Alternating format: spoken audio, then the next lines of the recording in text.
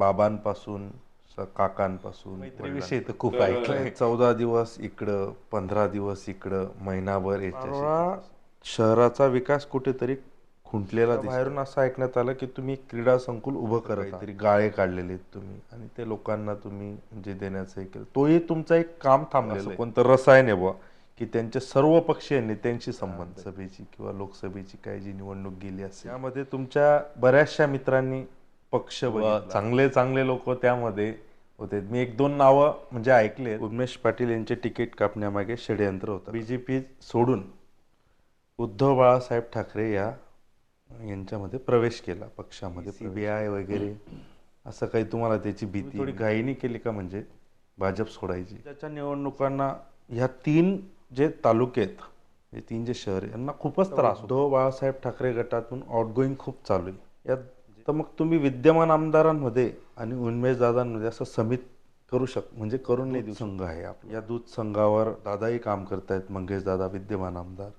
थोडासा काहीतरी बदल झाला आहे का अजून व्यवस्थित झाला दूध संघ? विकासाच्या मुद्द्यावर मी फॉर्म भरतोय बुवा, म्हणजे ते जरी म्हटले असतील ना की बुवा मी माझ्या घरातनं कोणाला अनेक प्रकल्प रेडी ठेवले, अनेक जमिनी शासनाच्या नावावर करून घेतल्या, अनेक प्रकल्पच्या अँगलनी कामाला तरी गिरीश भाऊच्या खात्याचे अख्ख्या जिल्ह्याला एककडे निधी आणि तुम्हाला एककडे. जिल्ह्याचा विकास कुठेतरी थांबलाय बुवा असं. भाजपा का उद्धव बाळासाहेब चाळीसगावचे विद्यमान आमदार तुमचे खास मित्र होते? हे सांगेल की आपले विरोधक पण खानदानी आहेत. आमच्याशी कसं वागलं ते सोडून दे, पण त्यांच्याशी तरी खानदानी वागा. नमस्कार, विचारमंथन या यूट्यूब चॅनलमध्ये आपलं सर्वांचं स्वागत आहे. आज आपल्या समोर आहे पारोळा शहराचे प्रथम लोकनियुक्त नगराध्यक्ष करणदादा पवार. दादा, सर्वात अगोदर तुमच्या शिक्षणाचा आणि गावाचा थोडासा आम्हाला आढावा द्या. माझं शिक्षण तसं पूर्ण प्ले ग्रुप पासनं ते ग्रॅज्युएशन पर्यंत पुणे येथे झालं. लहानपणापासून मामा यांच्याकडे शिक्षणाला आम्हाला ठेवण्यात आलेलं होतं. त्यानंतर काही वर्ष मिलिटरी स्कूलला मी होतो 10वी पर्यंत. 10वी नंतर पुन्हा ग्रॅज्युएशनपर्यंत मामांकडेच पुण्याला त्या ठिकाणी ग्रॅज्युएशन मी केलं. BA माझं शिक्षण झालेलं आहे. त्याआधी मी आफ्टर 12th NDAला जाण्यासाठी प्रयत्न केला होता.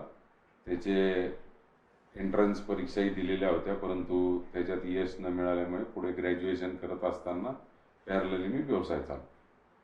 साधारणतः कोणता व्यवसाय तुम्ही त्यावेळेस सुरू केला?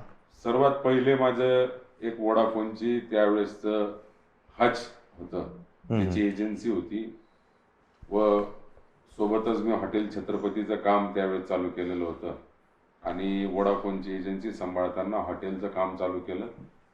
त्या एजन्सीनंतर मी हॉटेलला कंटिन्यू केलं आणि हॉटेलच्या नंतर मी ट्रॅक्टरची एजन्सी घेतली. ट्रॅक्टरची एजन्सी घेऊन मी बरीच वर्ष ट्रॅक्टरची एजन्सी सांभाळली. ट्रॅक्टरच्या अवजारांच्या संबंधित महाराष्ट्रभरची काही डीलरशिप घेतलेल्या होत्या, त्याची एजन्सी सांभाळल्या आणि त्याच्यानंतर मग मी पूर्ण वेळ कन्स्ट्रक्शन या व्यवसायामध्ये पडून ते काम करत. शिक्षणात यश आलं नाही, पण व्यवसायात तुम्ही चांगल्याच यशाकडे मार्गक्रमण करत होते.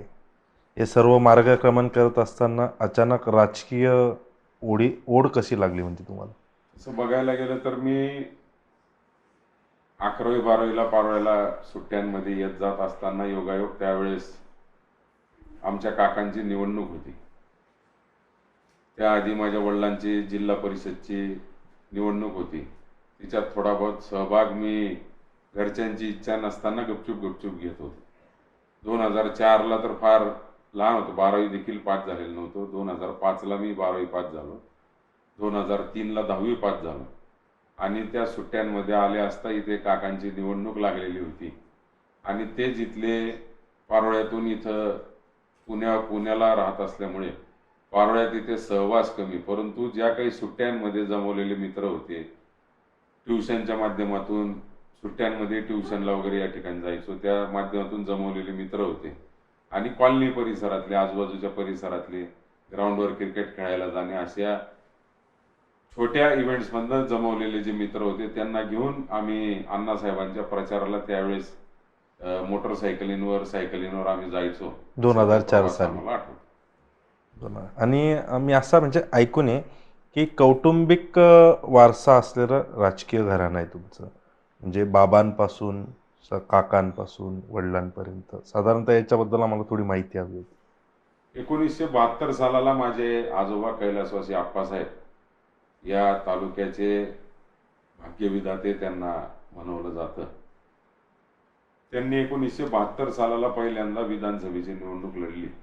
त्यांचा देखील इतिहास खडतर आहे. त्यांनी नोकरीला होते. नोकरीवरून त्यांनी चांगली सेवा करत असताना एक उत्कृष्ट असे तलाठी म्हणून काम केलं. अनेक वर्ष प्रलंबित प्रश्न त्यांनी त्यांच्या तलाठी लेवलला त्या ठिकाणी त्यांनी सॉल्व्ह केले लोकांच्या, आणि ती लोकप्रियता मिळवत कामाच्या माध्यमातून त्यांनी राजकारणात उतरले, नोकरी सोडली आणि राजकारणात आले.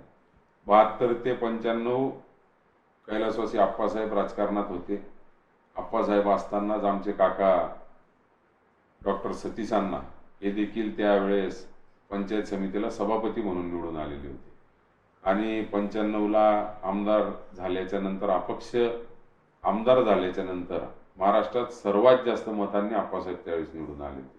आणि अपक्ष निवडून आल्याच्या नंतर ते अचानक त्यांचं निधन झाल्यामुळे त्या ठिकाणी आमचे काका त्यांच्या जागेवर राजकारणात आले.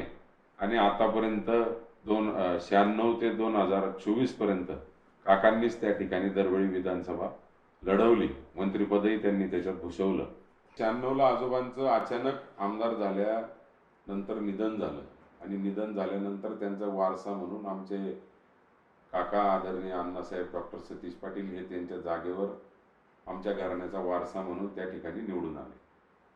त्यांनी 96 पासून 2024 पर्यंत आतापर्यंत विधानसभा त्यांनी सर्व लढल्या.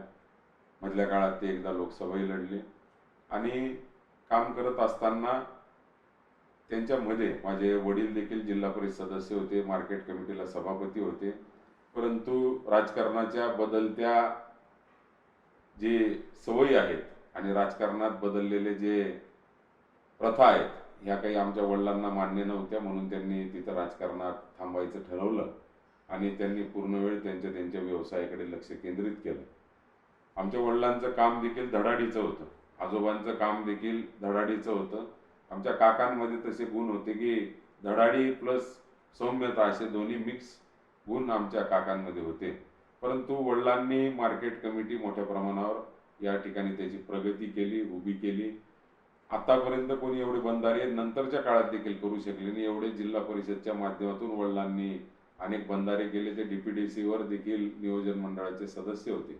असा घराण्यात वारसा असताना आमचे मोठे काका आबासाहेब उल्हासरावजी पवार हे एकमेव आमच्या घरातून शहराच्या नगरपालिकेच्या राजकारणात त्यावेळेस एकदा निवडून आलेले होते.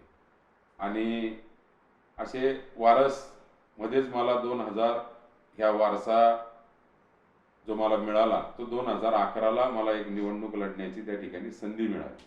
आणि 2011ला मी पहिल्यांदा नगरपालिकेच्या राजकारणात लोकप्रतिनिधी म्हणून समोर आले. तसं माझा राजकारणाचा प्रवास मी आपल्याला सांगितलं की 2004 पासनं काकांच्या निवडणुकीपासून हळूहळू राजकारणात एक कार्यकर्ता म्हणून झेंडे घेऊन फिरणं, स्टिकर वाटणं, स्टिकर जागोजागी चिपकवणे, झेंडे लावणे, बॅनर लावणे. मी स्वतः मोटरसायकलवर, आमच्याकडे वडगावला त्यावेळेस बॅनर बनायचे, तर मी स्वतः मोटरसायकलवर धरून बॅनर या ठिकाणी आमच्या काकांचा वाढदिवस असेल, इलेक्शनचे असतील काय असतील तर मी घेऊन यायचो. ती आवड मला पहिल्यापासून आणि संघटन म्हणून काम करण्याची पहिल्यापासून सवय होती. त्याच माध्यमातून मी राष्ट्रवादी विद्यार्थी संघटनेचं काम प्रथमतः सुरू केलं. राष्ट्रवादी विद्यार्थी संघटनेचं काम चालू असताना मी संभाजी ब्रिगेड असेल, जिजाऊ ब्रिगेड असेल, छावा संघटना असतील, अशा अनेक वैचारिक संघटना ज्या वेळी पारोळ्यात काही कार्यक्रम घ्यायला इच्छुक असायच्या, वैचारिकतेने काही लोकांना मार्गदर्शन मिळेल असं आम्हाला वाटायचं, त्यावेळेस आम्ही आमचं सर्व मित्रपरिवार घेऊन पक्षविरहित त्यावेळेस या संघटनेचे कार्यक्रम आयोजन करायचो, व्याख्यानं ठेवायचो.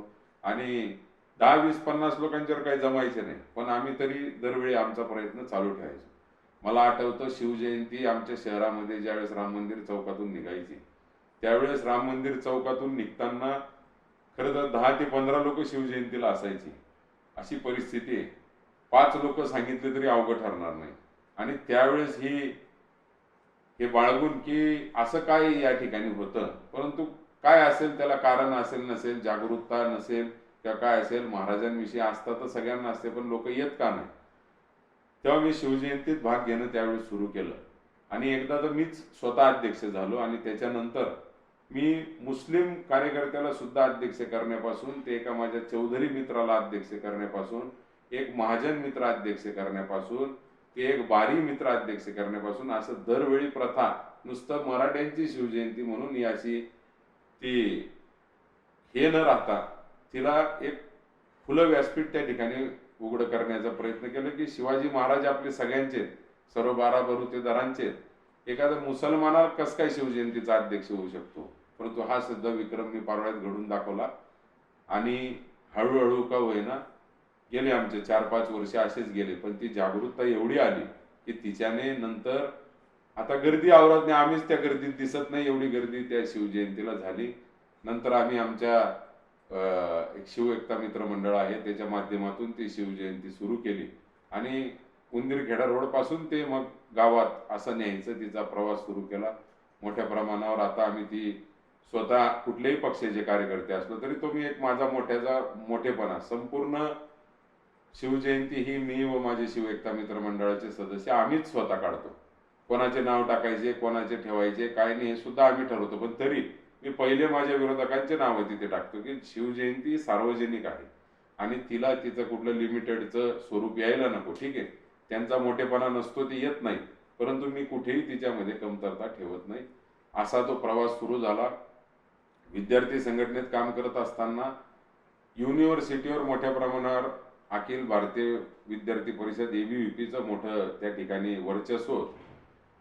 आम्हाला आठवतं आमचे, त्यांना आपण म्हणू की आम्हाला सिनियर किंवा आम्हाला आदर्श म्हणू, विष्णुभाऊ बंगाळे यांचा पूर्ण कंट्रोल त्या ठिकाणी होता. परंतु आमची विद्यार्थी संघटनेची टीम जळगाव जिल्ह्यावरून आम्ही मोठ्या प्रमाणावर त्या ठिकाणी कमवली आणि तालुक्यावरनं चांगलं संघटन त्या ठिकाणी केलं. हळूहळू धुळ्यापर्यंत, नाशिकपर्यंत संघटन आम्ही त्या ठिकाणी पोहोचवलं आणि आमचे प्रदेशाध्यक्ष होते त्यावेळेसचे रंजन भाऊ ठाकरे यांचं आम्हाला मोठ्या प्रमाणावर सहकार्य होतं. मित्रमंडळी मोठ्या प्रमाणावर जमली. परिस्थिती कोणाचीच विद्यार्थी संघटनेत नसताना निवडणूक म्हणली की 10-20 हजार का होईना खर्च करावा लागायचा.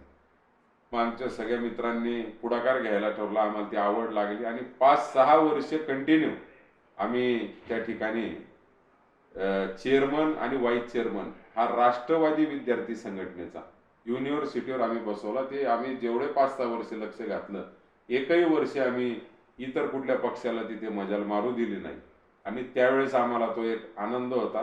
त्याच्यानंतर 8-9ला व्यवसायात पडलो. व्यवसाय आधीपासूनही चालू होता, पण फुल प्लेज व्यवसायात 2008-9ला पडलो आणि 9 पासून पूर्ण वेळ पारोळ्यामध्ये मी त्या ठिकाणी माझा वास्तव सुरू झाला. नाही तर पुण्यावरूनच येणं जाणं बऱ्याच प्रमाणात सुरू होतं. 2008ला जास्त करून माझा वास्तव इथे वाढला आणि 2011ला मग मी निवडणूक लढली. 2011ला राष्ट्रवादीकडनं ज्या वार्डात कोणी उमेदवार मिळत नव्हते राष्ट्रवादीला, 30 वर्षात राष्ट्रवादीच्या असेल किंवा आमच्या घराण्यातलं प्रतिनिधी जो कोणी आमचा कार्यकर्ता असेल किंवा कोणी असेल, कोणी निवडून आलेला नव्हता. शिवसेनेचा बालेकिल्ला त्यावेळेसचा आमचा प्रभाग क्रमांक 4 होता. माझ्या जीवनातले पहिले मतदार माझ्या प्रभाग क्रमांक 4 मधले लोक आणि तिथे निवडणूक लढायची म्हणजे 99% लोक माझ्या विरोधात होते की तुम्ही निवडणूक ही लढू नका, इथं आपलं 30 वर्षात एकही सीट निवडून आलेली नाही, इथं प्रचंड धोका होईल, आयुष्याची पहिली सुरुवात आहे, त्याच्यात तुम्हाला अडचणी यायला नको, असं येऊन लोक माझ्या घरी सांगत, अण्णासाहेबांना येऊन सांगेल. पण माझा निर्णय ठाम होता, आता निवडणूक लढेल तर इथेच लढेल. आणि 2011ला खरं नगरपालिकेच्या, तसं माझ्या वडिलांचा वारसा मला ग्रामीणचा, पण 2011ला मला तसं जिद्द बघितली तर शहरातून निवडणूक का लढवायची. कारण मी 2-2 इलेक्शन 4 असेल 9 असेल थोडी जवळून बघितली विधानसभेची. 4ला आम्हाला खूप काही कळत नव्हतं, परंतु ज्या गोष्टी ऐकलेल्या होत्या, ज्या कानावर पडलेल्या होत्या 2009ला, की आमच्या घराण्याबरोबर शहरातून वारंवार ज्याला नगराध्यक्ष करा किंवा ज्याला आपण शहरात पुढे करा, यांच्याकडनं विधानसभेला पाहिजे तसा प्रतिसाद मिळत नव्हता. 2009ला तर अण्णासाहेबांनी दुसरा शिवसेनेचा नगराध्यक्ष बदलून आपला राष्ट्रवादीचा नगराध्यक्ष केला आणि धडधडात विधानसभेला त्यांच्यासोबत गद्दारी झाली आणि एक मोठं पद 2009ला आमच्या घराण्याचं गेलं, जिथं कॅबिनेट मंत्री होण्याचा अण्णासाहेबांना चान्स होता. आणि ही सगळी परिस्थिती पाहता मी खरं चंग बांधला की आता स्वतःच आपण कुठेतरी शहराच्या राजकारणात उतरून लक्ष घालावं लागेल. म्हणजे वारंवार जे या शहरामुळे आपण पराभूत होतो आणि खऱ्या अर्थाने अण्णासाहेब त्यावेळेस 3200 मतांनी पडले होते आणि 2,500 ते 3,000 मतांचा शहरातूनच सतीश अण्णा त्यावेळेस 2009च्या निवडणुकीला मागे पडले होते. म्हणून 2011ला मी नगरपालिकेला उभं राहायचं ठरवलं, पण जागा काही मला कुठे आमच्या राहत्या वार्डांमध्ये मिळेना. इथे उमेदवार सगळे निश्चित झालेले होते, त्यामुळे मला गावात उभं राहायला जावं लागलं आणि तशी वेळ आली. पण मी घाबरलो नाही.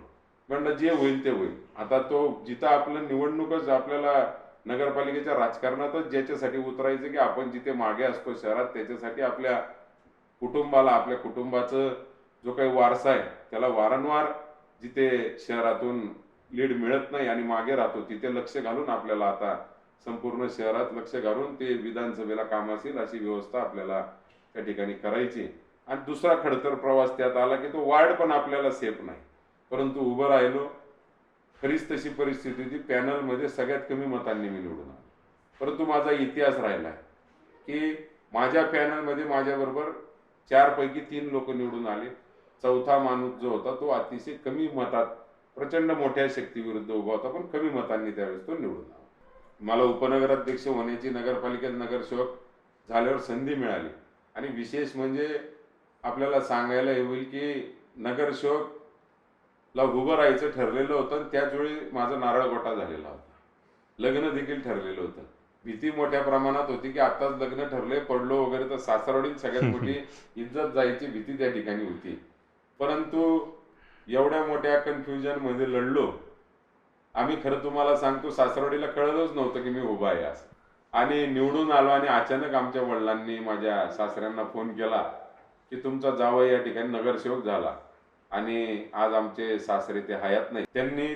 त्यांना सांगितलं की निवडणूक झाली कधी आणि हे कधी, आणि त्यांचा हर्ष उल्हास महावेना त्यांनी त्या ठिकाणी खूप आनंद त्यांना व्यक्त झाला आणि सगळ्या 4-5 गाड्या आमच्या सासरवडून इथं अचानक रात्री पोचल्या आणि त्यांना हे सगळं पटेनाच बुद्धीला अशी परिस्थिती त्यावेळेस सांगितली.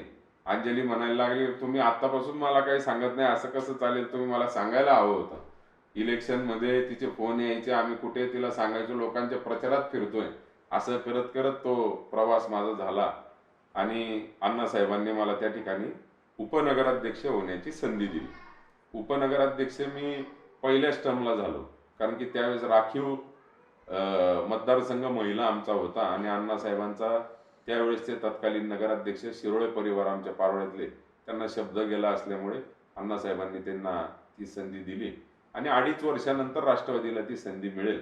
त्यावेळेस शहर विकास आघाडी आणि राष्ट्रवादी असं मिळून आम्ही पॅनल उभं केलं होतं आणि कमी जागा आम्हाला मिळालेल्या असताना आम्ही सर्वात जास्त जागा राष्ट्रवादीने त्यावेळेस निवडून आणल्या.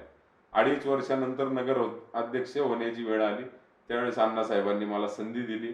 मी नगराध्यक्ष झालो आणि नगराध्यक्षाचा 2.5 वर्षाचा कार्यकाळ पूर्णपणे माझ्या तन मन धन पूर्ण मी 12-12 तास लिटरली नगरपालिकेत त्यावेळेस बसायचो. एकदा का गेलो तर रात्री 10-11 वाजेशिवाय नगरपालिकेत उठवायचं नाही. मी एवढे नगरपालिकेचे कागद वाचले, सगळं केलं. प्रचंड घाण या नगरपालिकेत करून जो आलेला होता तो फक्त रेग्युलर कामं रेटायचा आणि पुढे जायचं, अशी परिस्थिती त्यावेळेस होती. अनेक नगरपालिकेच्या स्वतःच्या नावावर होऊ शकणाऱ्या जागा नगरपालिकेच्या नावावर नव्हत्या. अनेक जागा शासनाकडनं मिळण्यासारख्या होत्या, अनेक गोष्टींसाठी गरजेच्या होत्या. त्या सगळ्या मी करत नगरपालिकेचा तो कार्यकाळ 2.5 वर्षाचा असं समजा माझी घाण आवरण्यातच गेली. परंतु देवाला काळजी असते, देवाने पुन्हा मला संधी दिली आणि मागचं काम जे मी निस्वार्थीपणे करून ठेवलं होतं ते मलाच कामास आलं. माझे अनेक नगरसेवक मित्र त्यावेळेस म्हणायचे, जाऊ द्या उद्या कोणी आपल्याला काय आज जे करून मोकळा. पण मी म्हणायचो नाही, माझ्या वडिलांचं नाव जसं मार्केट कमिटीत राहिलं, जिल्हा परिषदला त्यांनी जे काम केलं ते राहिलं. भले त्यांना राजकारणात पराभव मिळाला, परंतु आज नाव कामारूपी त्यांचंच घेतं. माझ्या आजोबांचं नाव आज लोक कामामुळेच घेतात. ते काम करून मी मोकळेल, किती वेळ मला कार्यकाळ मिळेल ह्याला मला महत्व नाहीये, पण जेवढा मिळाला तो मी कसा गाजवला हेच माझे धोरण कायम राहिलेलं आहे. म्हणून मी खूप घाण साफ केली आणि एक पाया मजबूत करायचं नगरपालिकेचं काम त्या ठिकाणी केलं. स्टाफ नव्हता, स्टाफ भरला, वर मंत्रालयापर्यंत जाऊन जाऊन लोकांच्या इथे बदल्या करून आणल्या, स्टाफ भरला, जागा निर्मिती करून आणली आणि सर्व स्टाफ भरून म्हणजे मी 2.5 वर्षाला गेलो तर नगर आम्हाला सीओ सुद्धा नव्हता, अशी परिस्थिती त्यावेळेस होती. परंतु कुठेतरी एक पण आहे की वाईटातून चांगलं होतं, सीओ नसल्यामुळे स्वतः खूप शिकायला मिळालं. आणि अनेक त्यावेळेसचे सीओ असतील, त्यांनी गोसावी साहेब असतील, सोनवणे साहेब असतील, नंतर काही नवीनच आणि दुसरं तर असं की परमनंट सीओ शोधून आणले, ते पण त्यांची पहिलीच ड्युटी ही. त्यांचा सुद्धा अनुभव कमी, मी सुद्धा नवीन, ते सुद्धा नवीन, अशी परिस्थिती होती. परंतु या खडतर प्रवासात जे वाचन, जे पुस्तकांचं वाचन, जी कायद्यांची माहिती मी घेतली, त्याच्यामुळे 7.5 वर्षात मला कुठलाही डाग लागू शकला नाही. अनेक आरोप, निरर्थक आरोप झाले, परंतु मी कायद्याच्या कचाकट्यात कुठं सापडलो नाही. हे काम मला त्यावेळेस करायला मिळालं. 2016ला पुन्हा निवडणूक लागली. अण्णासाहेबांनी आमच्यात काही मतभेद वाढले. 2014ला ते आमदार आम्ही केलं त्यांना. 2014ला ते 1983 मतांनी निवडून आले आणि पहिल्यांदा 2492 मतांचा लीड मी नगराध्यक्ष असताना त्यांना शहराच्या माध्यमातून मिळाला. माझी जी जिद्द होती की शहरातून राजकारणात उतरून विधानसभेला लीडच द्यायचा, ते स्वप्न माझं पूर्ण झालं. आणि त्यानंतरच्या कार्यकाळात कुठेतरी त्यांच्यात आणि माझ्यात मतभेद व्हायला सुरुवात झाली. 2014ला त्यांनी मला आमच्या किसान कॉलेजला एक मीटिंग झाली, त्याच्यामध्ये शब्द दिला होता की माझी शेवटची निवडणूक आहे याच्यामध्ये. कारण की त्याला कारण असं आहे की 2014लाच आदरणीय एकनाथरावजी खडसे साहेबांच्या माध्यमातून मला त्या विधानसभा लढण्याची त्यावेळेस ऑफर माझ्या वडिलांना आणि मला आलेली होती आणि ती आम्ही नम्रपणे त्यावेळेस नाकारली. ते समजताच अण्णासाहेबांनी आम्हाला त्या ठिकाणी 2014ला किसान कॉलेज या ठिकाणी मी अण्णासाहेबांच्या नियोजनासाठीच, इलेक्शनच्या तयारीसाठीच मीटिंग घेतलेली होती. आणि त्या मीटिंगमध्ये अण्णासाहेब असतील, आमच्या काकू असतील, त्यांच्या सोबत 1-2 आमचे नातेवाईक आले आणि त्यांनी मला तिथे शब्द दिला की ही 2014ची निवडणूक माझी शेवटची असणार आहे, याच्यापुढे मी आता लढणार नाही. परंतु काळांतराने असं वाटायला लागलं की हे कुठेतरी शब्द पाळणार नाहीत किंवा माझा काहीतरी प्रॉब्लेम होऊ शकतो, असं त्यावेळेस मला वाटलं. म्हणून मी 2016ला, मी 2014च्या मधला एक प्रवास आपल्याला सांगेन. 2014ला मी देखील राष्ट्रवादीचं तिकीट अण्णासाहेबांच्या समोरच मागितलं होतं, मागे पुढे नाही. 2014ला राष्ट्रवादीचं तिकीट मागितल्यामुळे खडसे साहेब भाजपमध्ये होते, त्यावेळेस त्यांचं पूर्ण वर्चस्व जिल्ह्यावर, भाजपमध्ये व जिल्ह्यावर होतं. खडसे साहेबांनी मला निरोप दिला की राष्ट्रवादीत तुला काही तिकीट मिळणार नाही, तू आमच्याकडनं लढून घे. तर मी तो स्पष्ट नकार दिला की मी अण्णासाहेबांच्या विरोधात जाऊन निवडणूक लढणार नाही. अण्णासाहेबांनी जर मला आशीर्वाद दिला, अण्णासाहेब जर माझ्या सोबत राहिले, तर मी ही निवडणूक लढायला इच्छुक आहे. नाता हो, आपण मला विचारलं त्याबद्दल मी आपला ऋणी कायम राहील. परंतु आज मी विरोधात काही अण्णासाहेबांच्या जाऊन लढणार नाही. त्यांच्या आशीर्वादानेच हा वारसा मला चालू ठेवायची इच्छा आहे. आणि 14ला योगायोग अण्णासाहेबांनी मला तो इलेक्शनच्या वेळेस आशीर्वाद दिला, त्यांनी सांगितलं. परंतु कुठेतरी मनात माझ्या शंका आली की 14 नंतर ठरल्याप्रमाणे वागलं जात नव्हतं. मला जसं व्यासपीठ उपलब्ध करून दिलं पाहिजे किंवा मी स्वतःहून जे व्यासपीठ तयार करत होतो त्यामध्ये कुठेतरी ब्रेक लावण्याचं काम त्या ठिकाणी राजकारणाची ती पद्धतच आहे, त्या पद्धतीने चालू होतं. मग मी 2014 नंतर मधल्या काळात अजितदादांनी मला विधान परिषदेची उमेदवारी या ठिकाणी दिली. मी पण म्हणलं जाऊ द्या, अण्णासाहेबांची काही शेवटची निवडणूक ही असं काही वाटत नाही, ते काही शब्दला टिकतील असं मला काही वाटत नाही. म्हणून मी MLCचा मार्ग काढला की चला तुम्ही परत, तुम्हाला लढायची तर लढून घ्या, मी MLC लढून घेतो. आणि मी MLCचं तिकीट राष्ट्रवादी काँग्रेस पार्टीचं त्यावेळेस मिळवलं. प्रचंड अवघड परिस्थिती त्यावेळेस सुद्धा होती. 14ला लोकसभा विधानसभा होऊन गेलेल्या होत्या, लाटामध्ये सगळे काँग्रेस राष्ट्रवादी वाहून गेलेली होती आणि त्यावेळेस तिकीट राष्ट्रवादीचं कुठलंही आणणं म्हणजे सोपा विषय नव्हता. तरी मी लढाईची माझी तयारी होती. मी MLC आणली. आमची राष्ट्रवादी विद्यार्थी संघटनेची सर्व गँग त्या याच्यामध्ये होती आणि ते संघटन आमचं सगळं लागलं आणि आम्ही तिकीट आणलं. आणि प्रॉब्लेम असा झाला की आपल्याला साधारणतः कळतं की 25 वयाला आपण विधानसभा लढू शकतो, लोकसभा लढू शकतो. परंतु हे आम्हाला माहीतच नाही. तिकीट आणलं, फॉर्म भरला आणि लगेच मला अजितदादांनी बोलवलं. मी मुंबईला अजितदादांच्या समोरच होतो आणि जळगाववरून कलेक्टर ऑफिसमधून फोन आला की आपला फॉर्म रिजेक्ट करण्यात येईल. कारण मला समजलं तर वय वर्ष 27. आम्ही म्हणलं 25ला त्याला चालतं, तर त्याने 25ला नाही, आपल्याला जसं विधानसभा लोकसभा हे 25ची अट आहे, तर MLC आणि राज्यसभा हे वरिष्ठ सभागृह आहेत आणि ह्या वरिष्ठ सभागृहांना 30ची अट आहे आणि राष्ट्रपती उपराष्ट्रपतीचे ह्या निवडणुकांना 35ची अट आहे. नगराध्यक्ष सरपंच महापौर व्हायला 21ची अट आहे. मग काय एकदा दणका बसल्यावर सगळंच पाठ झालं. एकदाची ती ठेच लागली म्हणजे मग सगळंच पाठ झालं. माझी MLCची संधी देखील त्यावेळेस गेली. मग 2016ला पुन्हा नगरपालिकेच्या निवडणुका आल्या आणि अण्णासाहेबांनी आमच्यात वितुष्टा वाढलेली होती. मला मधल्या काळात नगरसेवकांच्या माध्यमातून उतरवायचा देखील प्रयत्न झाला, पण नगरसेवकांचा माझा विश्वासाचं नातं मोठं असल्यामुळे त्या ठिकाणी मला उतरवणं यशस्वी झालं नाही. 2016ची निवडणूक आली आणि 2019ला आता विधानसभा आपल्याला कुठल्याही परिस्थितीत लढायची, ह्या चंग बांधून मी 2016लाच तिथे सगळ्या मित्रमंडळीची चर्चा विनिमय करून, सगळ्या कार्यकर्त्यांची चर्चा करून मी 2016ला भारतीय जनता पार्टीकडनं नगराध्यक्षपद लढवायचं ठरवलं. त्यावेळेस देखील तोच प्रश्न आला. अनेक जण बोलले की इथं भारतीय जनता पार्टीचे नगरसेवक निवडून येत नाही, इथं भारतीय जनता पार्टीचं फार काही प्राबल्य नाही आणि पुन्हा तू खडतर प्रवासातून सुरू करतोय. म्हणलं माझ्या नशिबी खडतरच प्रवास आहे, जिथून शून्यातून सुरू करायचं तिथून करू. कुठे अपक्ष मुवमेंट वगैरे हे सगळे आमचे निर्णय चालू होते, पण म्हणलं चला भारतीय जनता पार्टीतून सुरू करू. त्यावेळेस माझे मित्र असतील, पार्टनर असतील, मी ज्यांना चांगलं एक मनापासून ज्यांना आदर करतो, मान्य करतो, ते उन्मेष दादा हे त्यावेळेस भारतीय जनता पार्टीतून 2014ला आमदार झालेले होते. मी जरी राष्ट्रवादीत असलो, ते जरी भारतीय जनता पार्टीत असले, त्यावेळेसचा आमचा सगळा मित्रपरिवार मोठा विविध पार्टीत होता आणि एक मैत्री खूप फेमस होती आमची त्यावेळेस जिल्ह्यात. तुमच्या मैत्रीविषयी तर खूप ऐकलंय.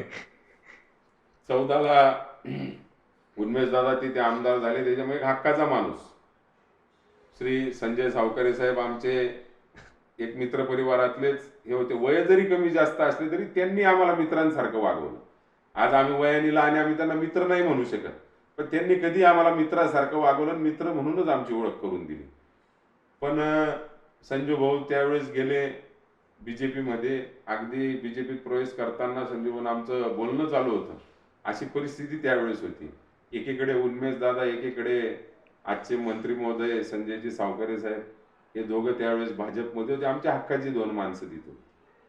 गिरीश भाऊंचं थोडीफार ओळख पहिल्यापासून होती आणि नाथाभाऊंचे अतिशय चांगले जिव्हाळ्याचे संबंध माझ्या वडिलांचा पहिल्यापासून राहिले. पक्षविरहित संबंध नाथाभाऊंनी माझ्या वडिलांशी कायम ठेवले आणि मी कधी आधी भेटलो तर ते माझ्या वडिलांकडे बघून मला कायमस्वरूपी किती त्यांच्यापेक्षा लहान असलो तरी कधी बोलल्याशिवाय नाथाभाऊ जात नव्हते. गिरीश भाऊशी संपर्क आमचा आलेला होता. मग ह्या दोन लोकांनी जोर लावला आणि माझी उमेदवारी या ठिकाणी निश्चित केली. माझी उमेदवारी त्या ठिकाणी निश्चित केली. आम्ही भारतीय जनता पार्टीत जायचं ठरवलं. त्यांनी देखील काही का असेना, पक्षाचे जरी असले म्हणे, कुटुंब सोडताना एकदा विचार कर, या सगळ्यांचं निर्णय घेणं सोपं नाही. म्हणलं अशी अशी परिस्थिती मला जो होत होता त्रास, तो देखील त्यांनी बघितलेला होता जवळून. त्याच्यात त्यांची सगळ्यांची, आम्हाला मित्र म्हणून एकमेकांना कायम मदतच असायची. मग 2016ला भारतीय जनता पार्टीत जायचा निर्णय झाला. मी भारतीय जनता पार्टीत गेलो आणि नगराध्यक्ष भारतीय जनता पार्टीकडनं लढलो. परंतु ज्यांनी मला अजितदादांनी MLCचं तिकीट दिलं होतं, पवार साहेबांनी MLCचं तिकीट दिलं होतं, मी त्या दोघांच्या कानावर टाकून की दादा आणि साहेब, आपण काही आमचा स्थानिक प्रश्न मिटवू शकणार असं मला काही वाटत नाही. मलाही तुम्हाला काही त्रास द्यायची इच्छा नाही, मी तुम्हाला पेचात पाडणार नाही. त्यामुळे तुमच्याविषयी माझं कोणतंही काही मनात हे नाही. तुमच्याविषयी आदर कायमच आहे, तुम्ही मदतच केलेली आहे. अजितदादांचं तर रेकॉर्ड आहे. जेव्हाही गेलो आम्ही त्या तासाला एकतर काम झालं आमचं, नाहीतर जास्तीत जास्त आठवड्यात GR बदलून आणण्यासारखी कामं झाली. ते माणसाचं तर म्हणजे कधी कामाच्या बाबतीमध्ये ती हाचोटी, म्हणजे गिरीश भाऊकडे असताना आम्ही गिरीश भाऊंना उदाहरण द्यायचो, भाऊ अजितदादा असं काम करायचे, तुम्हालाही आमचं असं काम करावं लागेल. नेहमी आम्ही गिरीश भाऊंना ते बोलून दाखवायचं. असं म्हणजे एक असं विचार तुम्ही सहज, आता पवार साहेब अजितदादांशी तुमचे इतके घनिष्ठ संबंध, म्हणजे तुमचं उठणं बसणं जाणं येणं आजही आहेच, म्हणजे मी ऐकलंय बाहेरून. मग एवढं सगळं चांगलं असताना भाजपाच का बुवा असं का नाथाभाऊंची काही? नाही, अण्णासाहेबांची त्यावेळेस ते आमदार होते आणि 5 जिल्ह्यात एकमेव आमदार सतीश अण्णा त्या ठिकाणी 1983 मतांनी ते 2014ला निवडून आले. त्या लाटेत एकमेव वाचलेले अण्णासाहेब त्या ठिकाणी. 14ला खरं मी बंड पण पुकारला असता भाजपनं, परंतु 14ला अण्णासाहेब लोकसभा लढले असल्यामुळे आणि लोकसभेला अनपेक्षित पराभव त्यांचा झाल्यामुळे ज्याच्यात ते खूप खचले होते. आणि माझी देखील इच्छा होती की एवढ्या मोठ्या नेत्याची, आदरयुक्त नेत्यांची, ठीक आहे, ते माझ्यासाठी आदरयुक्त कायम होते. मी मधल्या काळात त्यांच्या विरोधात होतो तरी त्यांचा आदर मी कधी सोडला नाही, की एक आदरयुक्त माणूस आहे. एक शब्दाला आमच्यात जरी पाळायला गेला नसेल किंवा पाळणार असतील त्यांना माहिती, परंतु बाहेरच्यांच्या बाबतीत कधी शब्द न तोडणारा माणूस, एक आदर्श राजकारण करणारा माणूस, कुठेही द्वेष भावनेने राजकारण न करणारा माणूस, अशा माणसाची एवढी 3 लाखांनी पराभव होऊन राजकारणातून निवृत्ती होऊन हे मला देखील कुठेतरी मनाला पटत नव्हतं.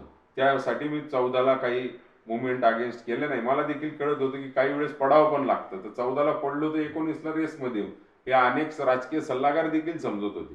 पण मी तो विचार केला की नाही, अण्णासाहेबांना 14ला पूर्ण त्यांच्यासाठी काम करायचं. 2014ला त्यांच्या लोकसभेचं देखील मोठ्या प्रमाणावर कॅम्पेनिंग नियोजन मी केलेलं होतं. 2014ला विधानसभेला मोठ्या प्रमाणावर त्यांचे कॅम्पेनिंग नियोजन केलं आणि 5 जिल्ह्यात एकमेव सीट निवडून आली होती ती अण्णासाहेबांची. ती माझी एक जिद्द पूर्ण करून की शहरातून मला नगराध्यक्ष असताना अण्णासाहेबांना लीड द्यायचा आणि तो लीड मिळून अण्णासाहेब त्या ठिकाणी पुन्हा आमदार झालेले होते. अण्णासाहेबांची पकड मजबूत होती. पक्षात देखील त्यांचं स्थान चांगलं होतं. अजितदादांनी मला MLC देताना बोलून दाखवलं होतं की बाबा, तुमच्या आपसमधलं ते पण त्रास मिटेल माझा, तू MLC लढवून घे आणि त्यांना आमदारकी लढू दे. तर ते सुद्धा मी करण्याचा प्रयत्न त्यावेळेस केला आणि तोही मार्ग, पण सुद्धा दुर्दैवाने माझं त्यावेळेस MLCला वय कमी असल्यामुळे तिकीट नाकारण्यात आलं. नंतर 16ला मी भाजपमध्ये गेलो. या दोघं मंडळींनी गिरीश भाऊ, नाथाभाऊ यांची पुन्हा भेट घातली. फायनल झालं भारतीय जनता पार्टीत प्रवेश करायचं. स्थानिक भरपूर विरोध झाला, बरंच काही काही कुरघड्याही झाल्या, परंतु ही दोघं आमचे मित्र, आमचे बंधू आमच्या सावकारे पाठीशी साहेब. असल्यामुळे त्यांनी गिरीश भाऊंनी आणि नाथाभाऊंनी अतिशय पक्का शब्द त्यावेळेस दिला आणि त्यांनी त्या शब्दाला ठामही राहिले आणि माझ्या पाठीशी चांगले उभे राहिले. म्हणजे आपल्याला एक किस्सा सांगेल की ज्यावेळेस मुंबईला माझा प्रवेश झाला, रावसाहेब दानवे साहेब हे आमचे देखील नातेवाईकच आहेत. रावसाहेब दानवे साहेबांचाही मला सपोर्ट चांगला त्यावेळेस होता. देवेंद्र भाऊ मुख्यमंत्री होते आणि त्यांच्या हातून माझा प्रवेश झाला.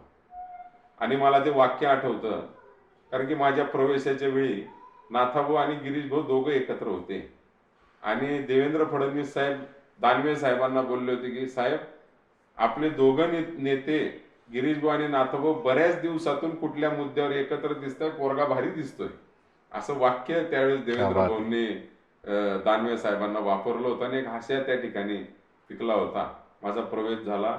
मी पुन्हा नगराध्यक्ष या ठिकाणी झालो.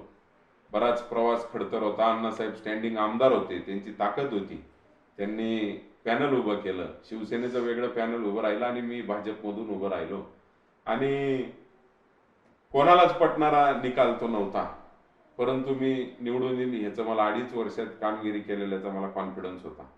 मी जे संघटन बांधलेलं होतं, मी जरी पक्ष बदलला तरी पक्षातलं त्या नवीन पक्ष जरी असला तरी जुनं संघटन घेऊन मी तिथं गेलो आणि भारतीय जनता पार्टीचे इथं नगरसेवक निवडून यायचे नाही, एखाद दुसरा नगरसेवक इथं निवडून यायचा, तो डायरेक्ट नगराध्यक्ष प्लस इथे नगरसेवक आणि पंचायत समितीला 2-2 पंचायत समिती सदस्य, जिथे इतिहासात कधी या ठिकाणी पंचायत समितीला आमच्या मतदारसंघात भारतीय जनता पार्टीचा माणूस निवडून आलेला नव्हता. तो मतदारसंघात मी 2-2 पंचायत समिती सदस्य त्या ठिकाणी निवडून आणले आणि एक नव्याने त्या ठिकाणी जिल्हा परिषद सदस्य झाले.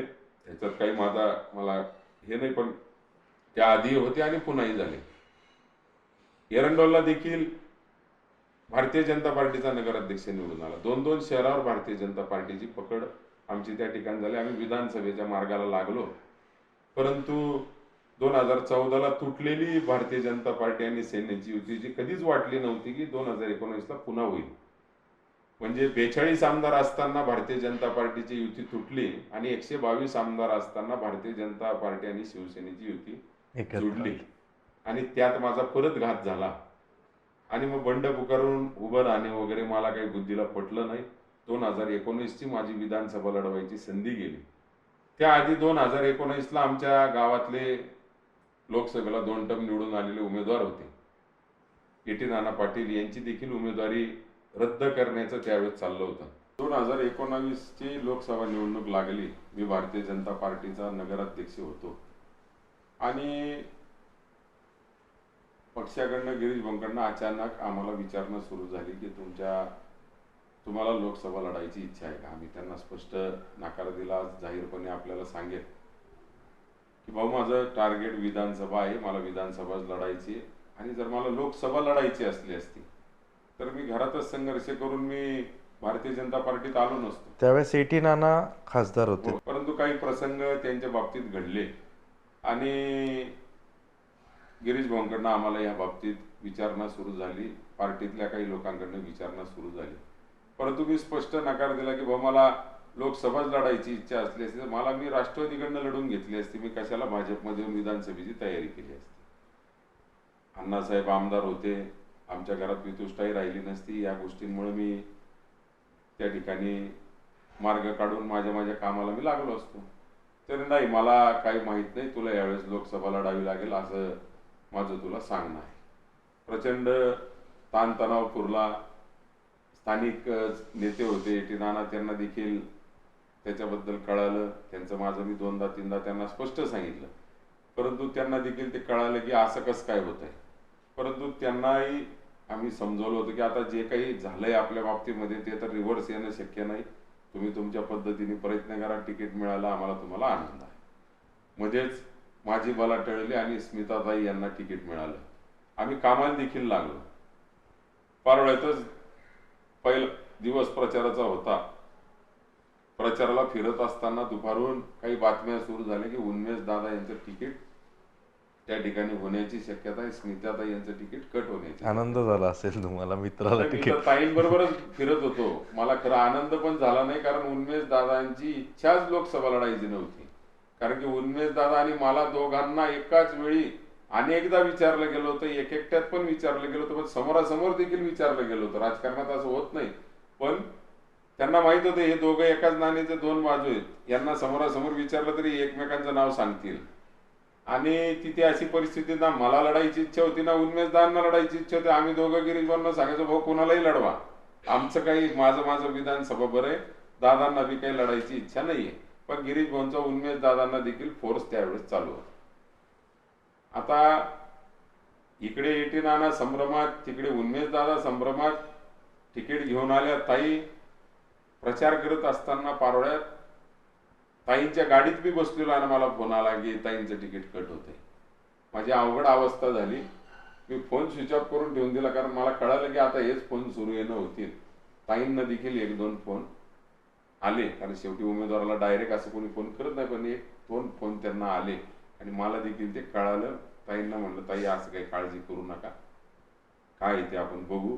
ताईंना तिथेच थोडंसं त्या प्रेशरमध्ये आल्या. आम्ही त्यांना जेवण ठेवलं होतं प्रचार संपल्यानंतर.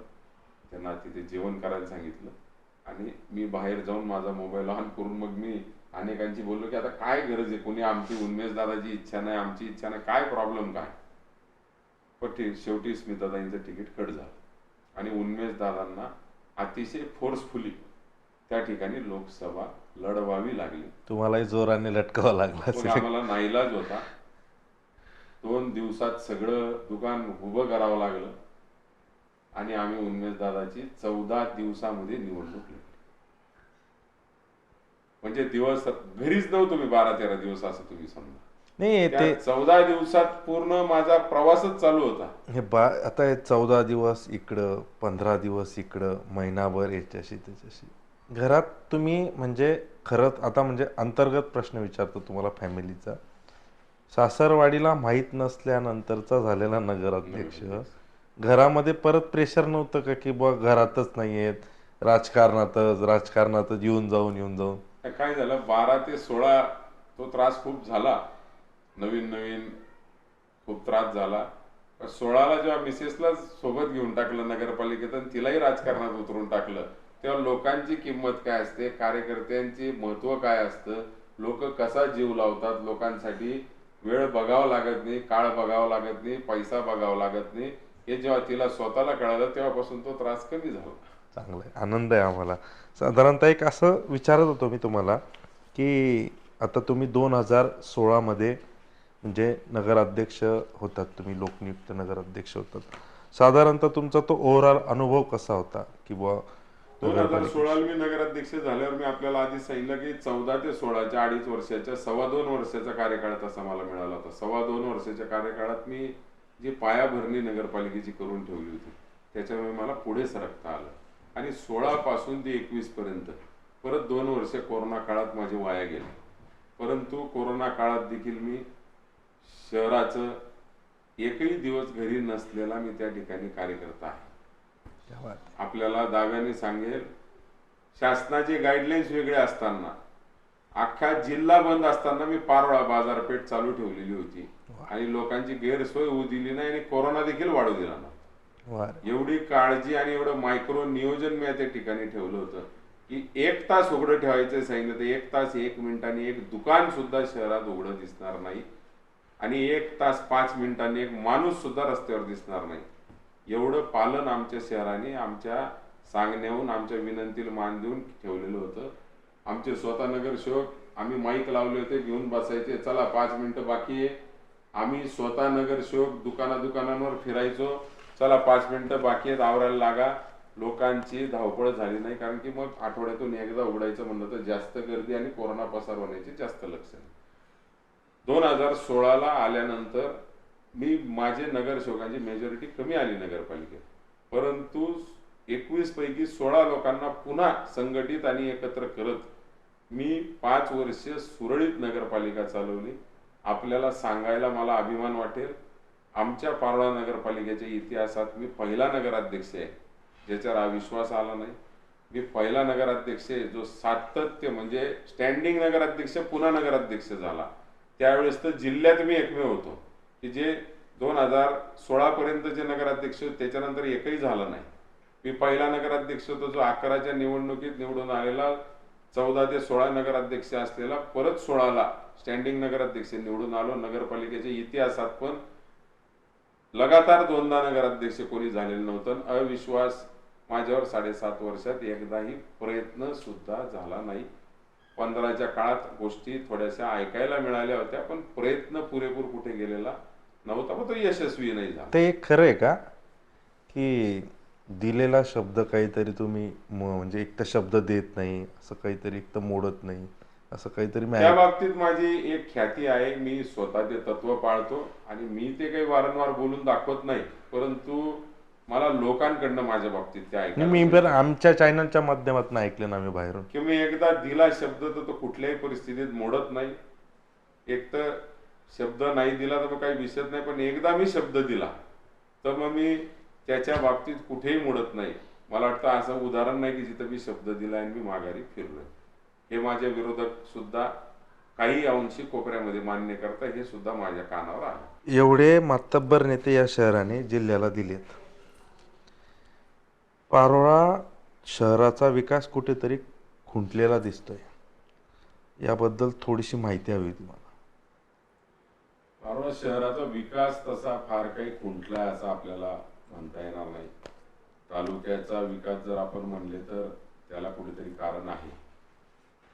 शहराचा जर आपण अपेक्षित तसा विकास म्हणजे अजून 100% पूर्ण झालेला नाही ज्याला आपण म्हणू शकतो, त्याला एक जोड मी अशी दिली की तालुक्याच्या विकासाला सातत्य, एका सत्ता कोणाची राहिलेली नाही. त्याच्यामुळे एकाने बघितलेलं विजन, दिशा, त्यांनी रचलेला पाया तो पुन्हा पुढच्या वेळेस तुटतो, पुन्हा पुढच्या वेळेस आल्यावर तो पाया रचावा लागतो, परत तो तुटतो. अशामुळे ते बराच विकास नक्कीच या ठिकाणी रखडलेला आहे.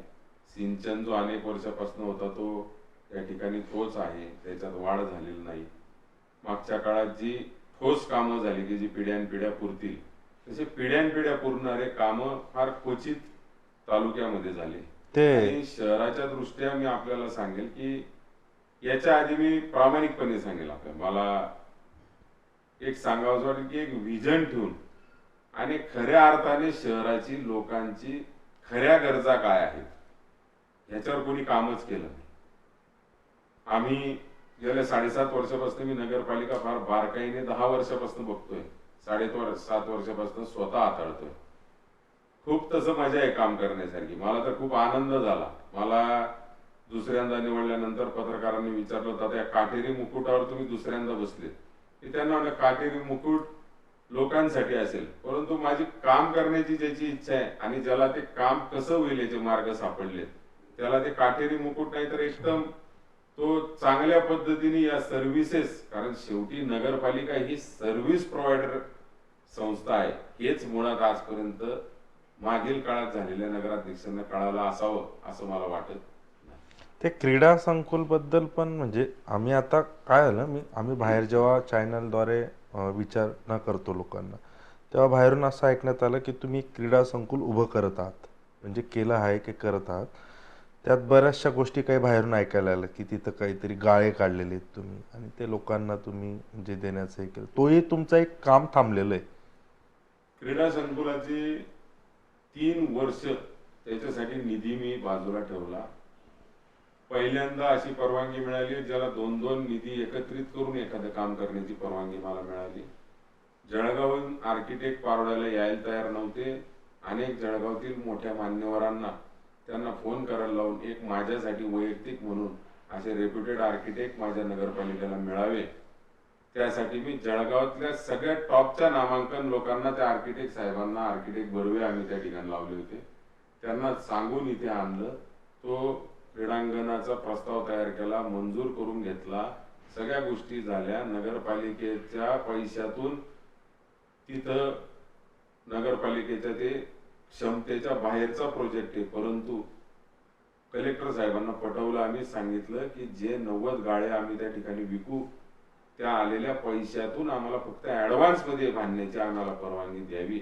आणि अशी पहिली परवानगी असेल ज्याला कलेक्टर साहेब पॉझिटिव्ह राहिले, कारण की त्यांनी आमचं प्लॅनिंग बघितलं की एवढ्या कमी जागेमध्ये त्याला कसं प्लॅनिंग यांनी बसवले. 16 प्रकारचे स्पोर्ट्स मी त्या ठिकाणी घेतलेत, किती कमी दरात घेतलेले हे सुद्धा कलेक्टर साहेबांनी बघितलं. त्याला तर नियमाच्या अशा त्रुटी आहेत की जाहीरपणे सांगतो, जो कोणी ज्याला म्हणजे आहेत काही एकदम म्हणजे वृत्ती, ज्याला आपण नीच वृत्तीचेच म्हणू, की ज्यांना असं काम व्हायचं नसेल अशासाठी ते आडपाटे घालतील. म्हणजे 2021 मध्ये 2020 मध्ये आम्ही 2017च्या दरांमध्ये काम करत होतो. आज जाहीरपणे आपल्याला सांगतो, मी घाबरत नाही, ज्याला जे करायचं ते करू द्या.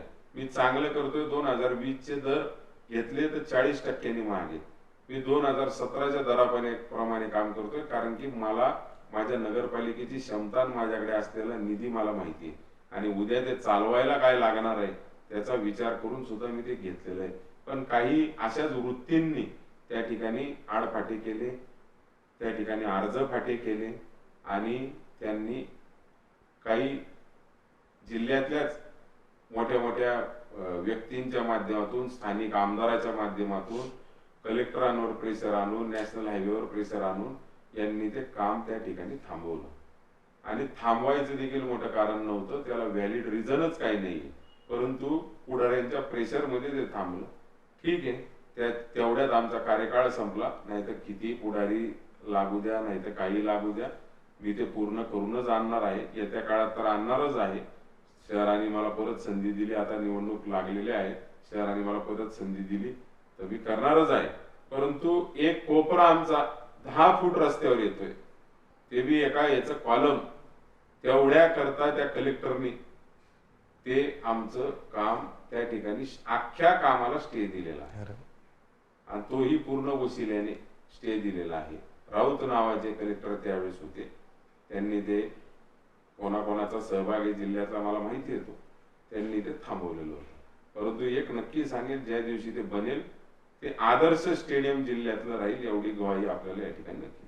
दादा, एक थोडासा वेगळा प्रश्न आहे की करण दादांकडे असे काही संबंध आहेत बुवा, म्हणजे मैत्रीपूर्ण असतील किंवा जिव्हाळ्याचे संबंध असतील किंवा असं कोणतं रसायन आहे बुवा की त्यांचे सर्व पक्षीय नेत्यांशी संबंध आहेत? तसं बघायला गेलं, आता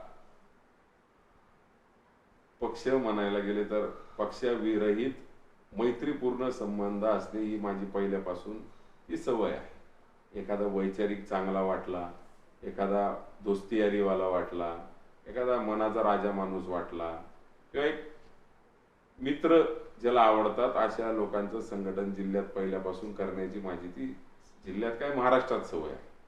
त्याचबरोबर लोकसभेला भाग घेणे, त्याच्यात कायम मैत्री जुळत गेल्या. प्रत्येक MLCत आमचा जिल्हाभरात भाग असतो, त्याच्यात जुळत गेल्या. आणि सर्व पक्षीय मैत्री टिकण्याचे कारण जे आपण मला विचारले, मैत्री टिकायला एकच लागतं कारण, विश्वास. आजच्या तारखेला लोकांना एवढंच पाहिजे असतं की माझ्या विश्वासाला कुठे तडा जाणार नाही, माझा मैत्रीत कुठे घात होणार नाही. आज तर रेकॉर्डिंगचा जमाना आहे, कुणी कोणाशी फोनवर पण बोलत नाही. पण मी आपल्याला अभिमानाने सांगेन की या बाबतीत मी तर सुखी आहे. माझ्याशी कुणी phone, WhatsApp call, normal call, माझ्याशी बोलायला कोणीही घाबरत नाही. त्यांना तो विश्वास आहे की हे रेकॉर्डिंग आणि हे रेकॉर्डिंग काय, ह्याच्याजवळ काही कथन केलं तरी हा उद्या जरी कुठे गेला तरी याचं त्याला आणि त्याचं त्याला कधीही सांगत नाही. हा माझा रेकॉर्ड असल्यामुळे सर्व पक्षीय मैत्री माझी कायम टिकून आहे. दादा, आता तुम्ही मैत्रीविषयी सांगितलं किंवा मैत्रीपूर्वक तुमच्याशी सगळ्यांचे संबंध चांगले होते, राजकीय संबंध बी चांगले होते. पण आता चालूच 2024ची विधानसभेची किंवा लोकसभेची काय जी निवडणूक गेली असेल, यामध्ये तुमच्या बऱ्याचशा मित्रांनी पक्ष बघितला, मित्रत्व बघितलं नाही. काही बरीचशी अशी असंतुष्टता कुठेतरी पाहायला मिळते.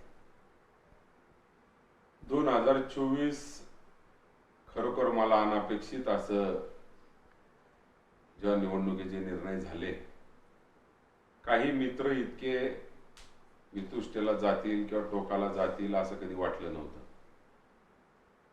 करण पवार त्यातला पण आहे की समोरच्याला माझ्यामुळे त्रास होईल तर माझं काम पण करू नको हे स्वतः करण पवार सांगणार आहे. जिल्ह्याभरातून आपल्याला जर नावं सांगितले तर आपल्याला विश्वास पटणार नाही. आमच्यासोबत अनेक लोक यायला तयार होते. त्यांना सांगितलं, तू माझ्यामुळे काही तुझं राजकीय करिअर खराब करू नको. साधारणतः कोण कोण तू होतं तुझ्या कामाला लाग. ऐकायला आवडेल त्या आम्हाला. दिवशी मी आपल्याला सांगेन चांगले चांगले लोक, तरी एखाद दोन नाव. परंतु त्याच्यामध्ये आमच्या काही जवळच्या मित्रांनी काही नियम मोडले. ज्यावेळेस त्यांच्यासाठी पक्ष लागू नव्हते, आमच्यासाठी आम्ही पक्षाच्या बांधिलकी सोडून मैत्री सांभाळल्या, त्यांच्यासाठी आम्ही त्यावेळेस पक्ष लागू नव्हते. आता ते मोठे झाले म्हणून त्यांना आता पक्ष लागायला लागले, त्यांच्या अंगात यायला लागल्या. त्यांना आता ते सगळे विसरून गेले, ते काय होते आणि काय झाले दिवस ते विसरून गेले.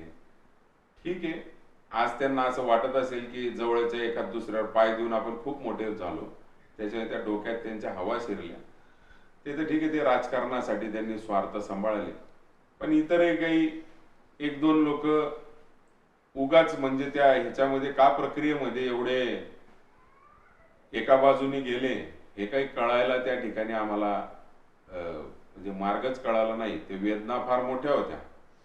ठीक आहे, त्या वेदनेतनं मी सावरलो. परंतु मैत्री म्हणून तुम्ही मला बघितलं असेल की माझ्या कायम आचरणात, बोलण्यात, माझ्या सोबतीला, माझ्या भविष्याला असेल, माझ्या व्यवसायात सोबत असतील किंवा माझ्या राजकारणात सोबत असतील किंवा कठीण प्रसंगात सोबत असतील, मला मित्रच हे नाव पहिले कधी पण येतं. परंतु 2024 हे हे वर्ष असं ठरलं की आता माझ्या आजूबाजूचे मित्र या नावाला पहिले घाबरायला लागलेले. त्यांनी आमचे उदाहरणं बघून त्यांच्या आयुष्यात ते लॉ त्यांनी लागू करणं चालू केलं की मित्रापासूनच पहिले सावध राहा. आणि दिले असे काही चटके अनेकांनी दिले आणि त्या खरंच खूप वेदनादायी होत्या. ती इलेक्शन एक बाजूला आणि त्या वेदना मी कशा सांभाळल्या ते मला माहिती आहे. परंतु ठीक आहे, तरी पण चालत राहायचं. त्याला व्हॉट्सअपवर ग्रुप होता म्हणे तुमचा, एक चांगला नावाजलेला ग्रुप होता किंवा चांगले चांगले लोक त्यामध्ये होते. मी एक दोन नावं म्हणजे ऐकलेत, बाकीचे नावं मी तुमच्याकडून ऐकतो. एक फैजपूर सावद्याचे आपले राजेशजी वानखेडे साहेब आहेत किंवा अमित दादा असतील पाटील, बरेचसे नाव ऐकून असे काही अजून 4-5 आपण जे नावं घेतली ही दोनच लोक खरं तर लोकसभेला त्यांना फार काय असेल ते भारतीय जनता पार्टीचे ते सक्रिय सदस्य झालेले होते एकदम. आणि स्मिताताईंचे त्यांचे खूप माझ्या आधीचे एवढे जवळीक संबंध असतील असं मला लोकसभेलाच कळाले त्यांचे एवढे संबंध आहेत बा. त्याच्यामुळे तो मला आश्चर्याचा खूप धक्का होता, कारण एवढ्या वर्षात आम्हाला सगळे एकमेकांचं माहीत असताना त्यांचे गोपनीय संबंध फक्त मला माहिती नव्हते, की मला प्राधान्य देऊन त्यांना स्मिताताईंच्या बाजूने उभं राहावं असं वाटलं का कदाचित आमचे मोठे झालेले नेते मंगेश चव्हाण ज्यांनी कायम ते पण होते ना तुमच्या एकमेकांमध्ये, ग्रुपमध्ये? हो ते आमच्याच ग्रुपमध्ये, म्हणजे त्याची जडणघडण आम्ही केलेली आहे. त्याच्यावर एखादा पॉडकास्ट माझा स्पेशल घ्या, तो जे सांगतो ना त्यांनी कोणाला काय मदत केली त्याचा इतिहास जेव्हा मी मांडेल आणि त्याच्या गोष्टी जेव्हा मी लोकांसमोर आणेल ना, तेव्हा तुम्हाला सगळं कळेल. कारण की आम्हाला बघा, माझी तिसरी पिढी राजकारणात चालली, परोपकारी लोक आहेत आम्ही, कोणासाठी केलेलं दाखवत नाही. परंतु आता हेच एकेकाळी 10-5 हजारासाठी गाड्या विकणारे आता आमच्या सारख्या खानदानींना मदत करायला लागून गेले. आता हे ऐकून ऐकून आता आम्ही पण परेशानी. त्याच्यामुळे एका दिवशी मलाही त्याच्यावर उत्तर द्यायचंय. पण ठीक आहे, मैत्रीचा अनुभव त्या 2024ला खूप आला. पण शेवटी एक विचार येतो, आपण जे नावं घेतली हे कदाचित मंगेश चव्हाणांनीच काय त्यांचे कान भरले असतील का, कुठे काय केलेलं असेल त्यांचं त्यांना माहिती, कारण ते फार पटाईत आहेत त्याच्यामध्ये. उन्मेष पाटलांचा जवळ राहून राहून त्यांनी काय काय उद्योग केलेले ते सगळे एकाच दिवशी मांडायचे आहेत. पण नंतर ह्या वेदनांमधून सावरताना एकच गोष्ट मी स्वतःच्या मनाला उत्तर दिलं की ठीक आहे, आपल्या 10-12 मित्रांपैकी 2च असे निघाले, इतर 10 सर्वसामान्य असतील तरी त्यांना किंमत दिलीच पाहिजे ना. ही फार मोठे लोक आहेत, अमित पाटील, राजेश वानखेडे, कदाचित आमची तेवढी लेवल नसेल त्यांच्याबरोबर मैत्री ठेवायची. आता ते कशी एक लेवलचे सगळे एका बाजूला गेलेत आणि आमची सर्वसामान्य लेवल आम्ही सगळे एका बाजूला आलोय. पण मी तो विचार ठेवला. खूप वेदना अशा झाल्या की आमच्या आजूबाजूच्यांनी बंद करून दिलं मैत्री आणि या विषयावर गप्पा मारणं. पण मी स्वतःला त्याच्यातून सावरले की बाबा आपण मेजॉरिटीकडे बघितलं पाहिजे, की मेजॉरिटी मित्र आपल्या सोबत राहिले का नाही. 10-12 2 इकडे तिकडे गेले, 2-3 इकडे तिकडे झाले, तर इतर 8-9चा विचार आपण केला पाहिजे. आणि आपण जे वागतोय, आपण जे मित्र ही आपले एक भाऊ समजतो, एक नातं टिकवतो, एक विश्वासाचं नातं आहे आणि हे आहे, त्याच्यात आपण यशस्वी आहे असं आज मी लोकसभेला पडून सुद्धा या ठिकाणी जाहीरपणे म्हणेल. कारण की 80% मित्र एकाकडे राहिले आणि 20% एकाकडे गेले.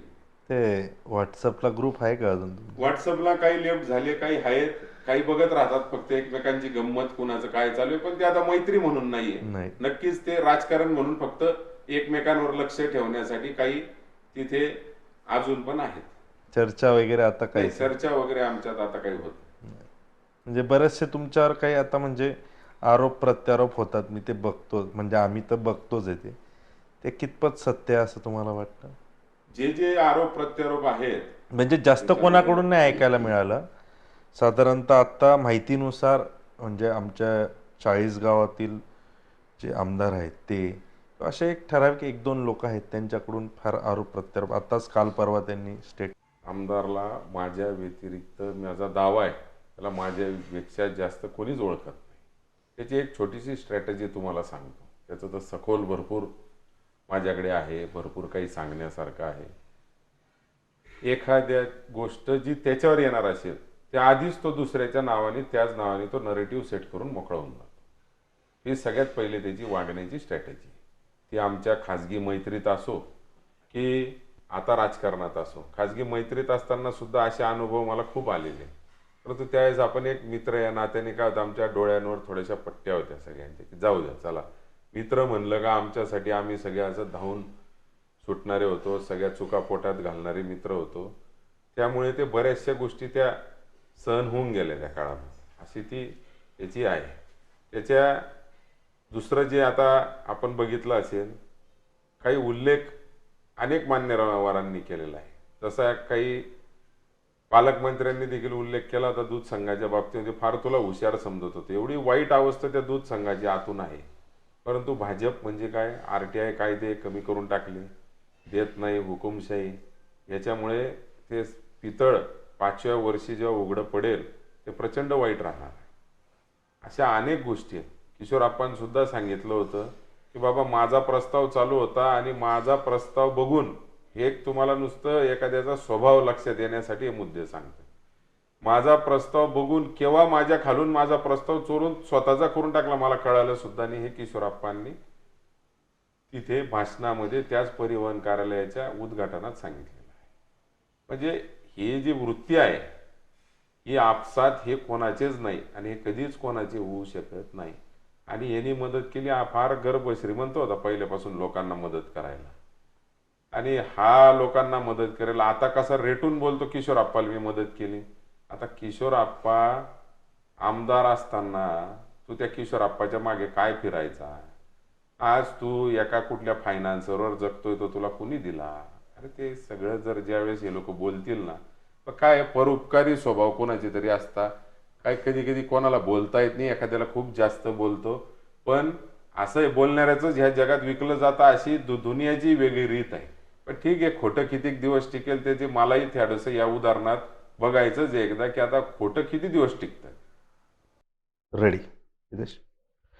दादा, लोकसभेला 2024ला उमेश पाटील यांचे तिकीट कापण्यामागे षडयंत्र होतं का? आम्ही असं ऐकून आहोत की तेव्हा अशी पण चर्चा होती, ठीक आहे भाऊ, उमेश दादा नाही तर निदान करण दादांना तरी आपण तिकीट देऊ भाऊ, असं ठरलं होतं. हे सगळं चालू असताना अचानक ताईंना कसं काय पक्षाचं तिकीट? काय होतं, मला ते पहिल्या दिवसापासून सांगत होते की आम्ही उन्मेष दादाला तिकीट देणार नाही.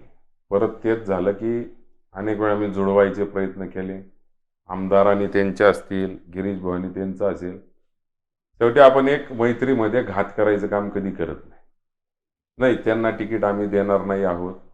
त्याचं हे या आमच्या जुन्या मित्राचे ते गिरीश भाऊचे कान भरणे, या सगळ्या गोष्टींमुळे त्या गोष्टी खूप पुढे निघून गेल्या. त्या ते मी बऱ्याच वेळा मिटवायचा देखील प्रयत्न केला, पण ठीक आहे, ते काही मिटू शकलं नाही.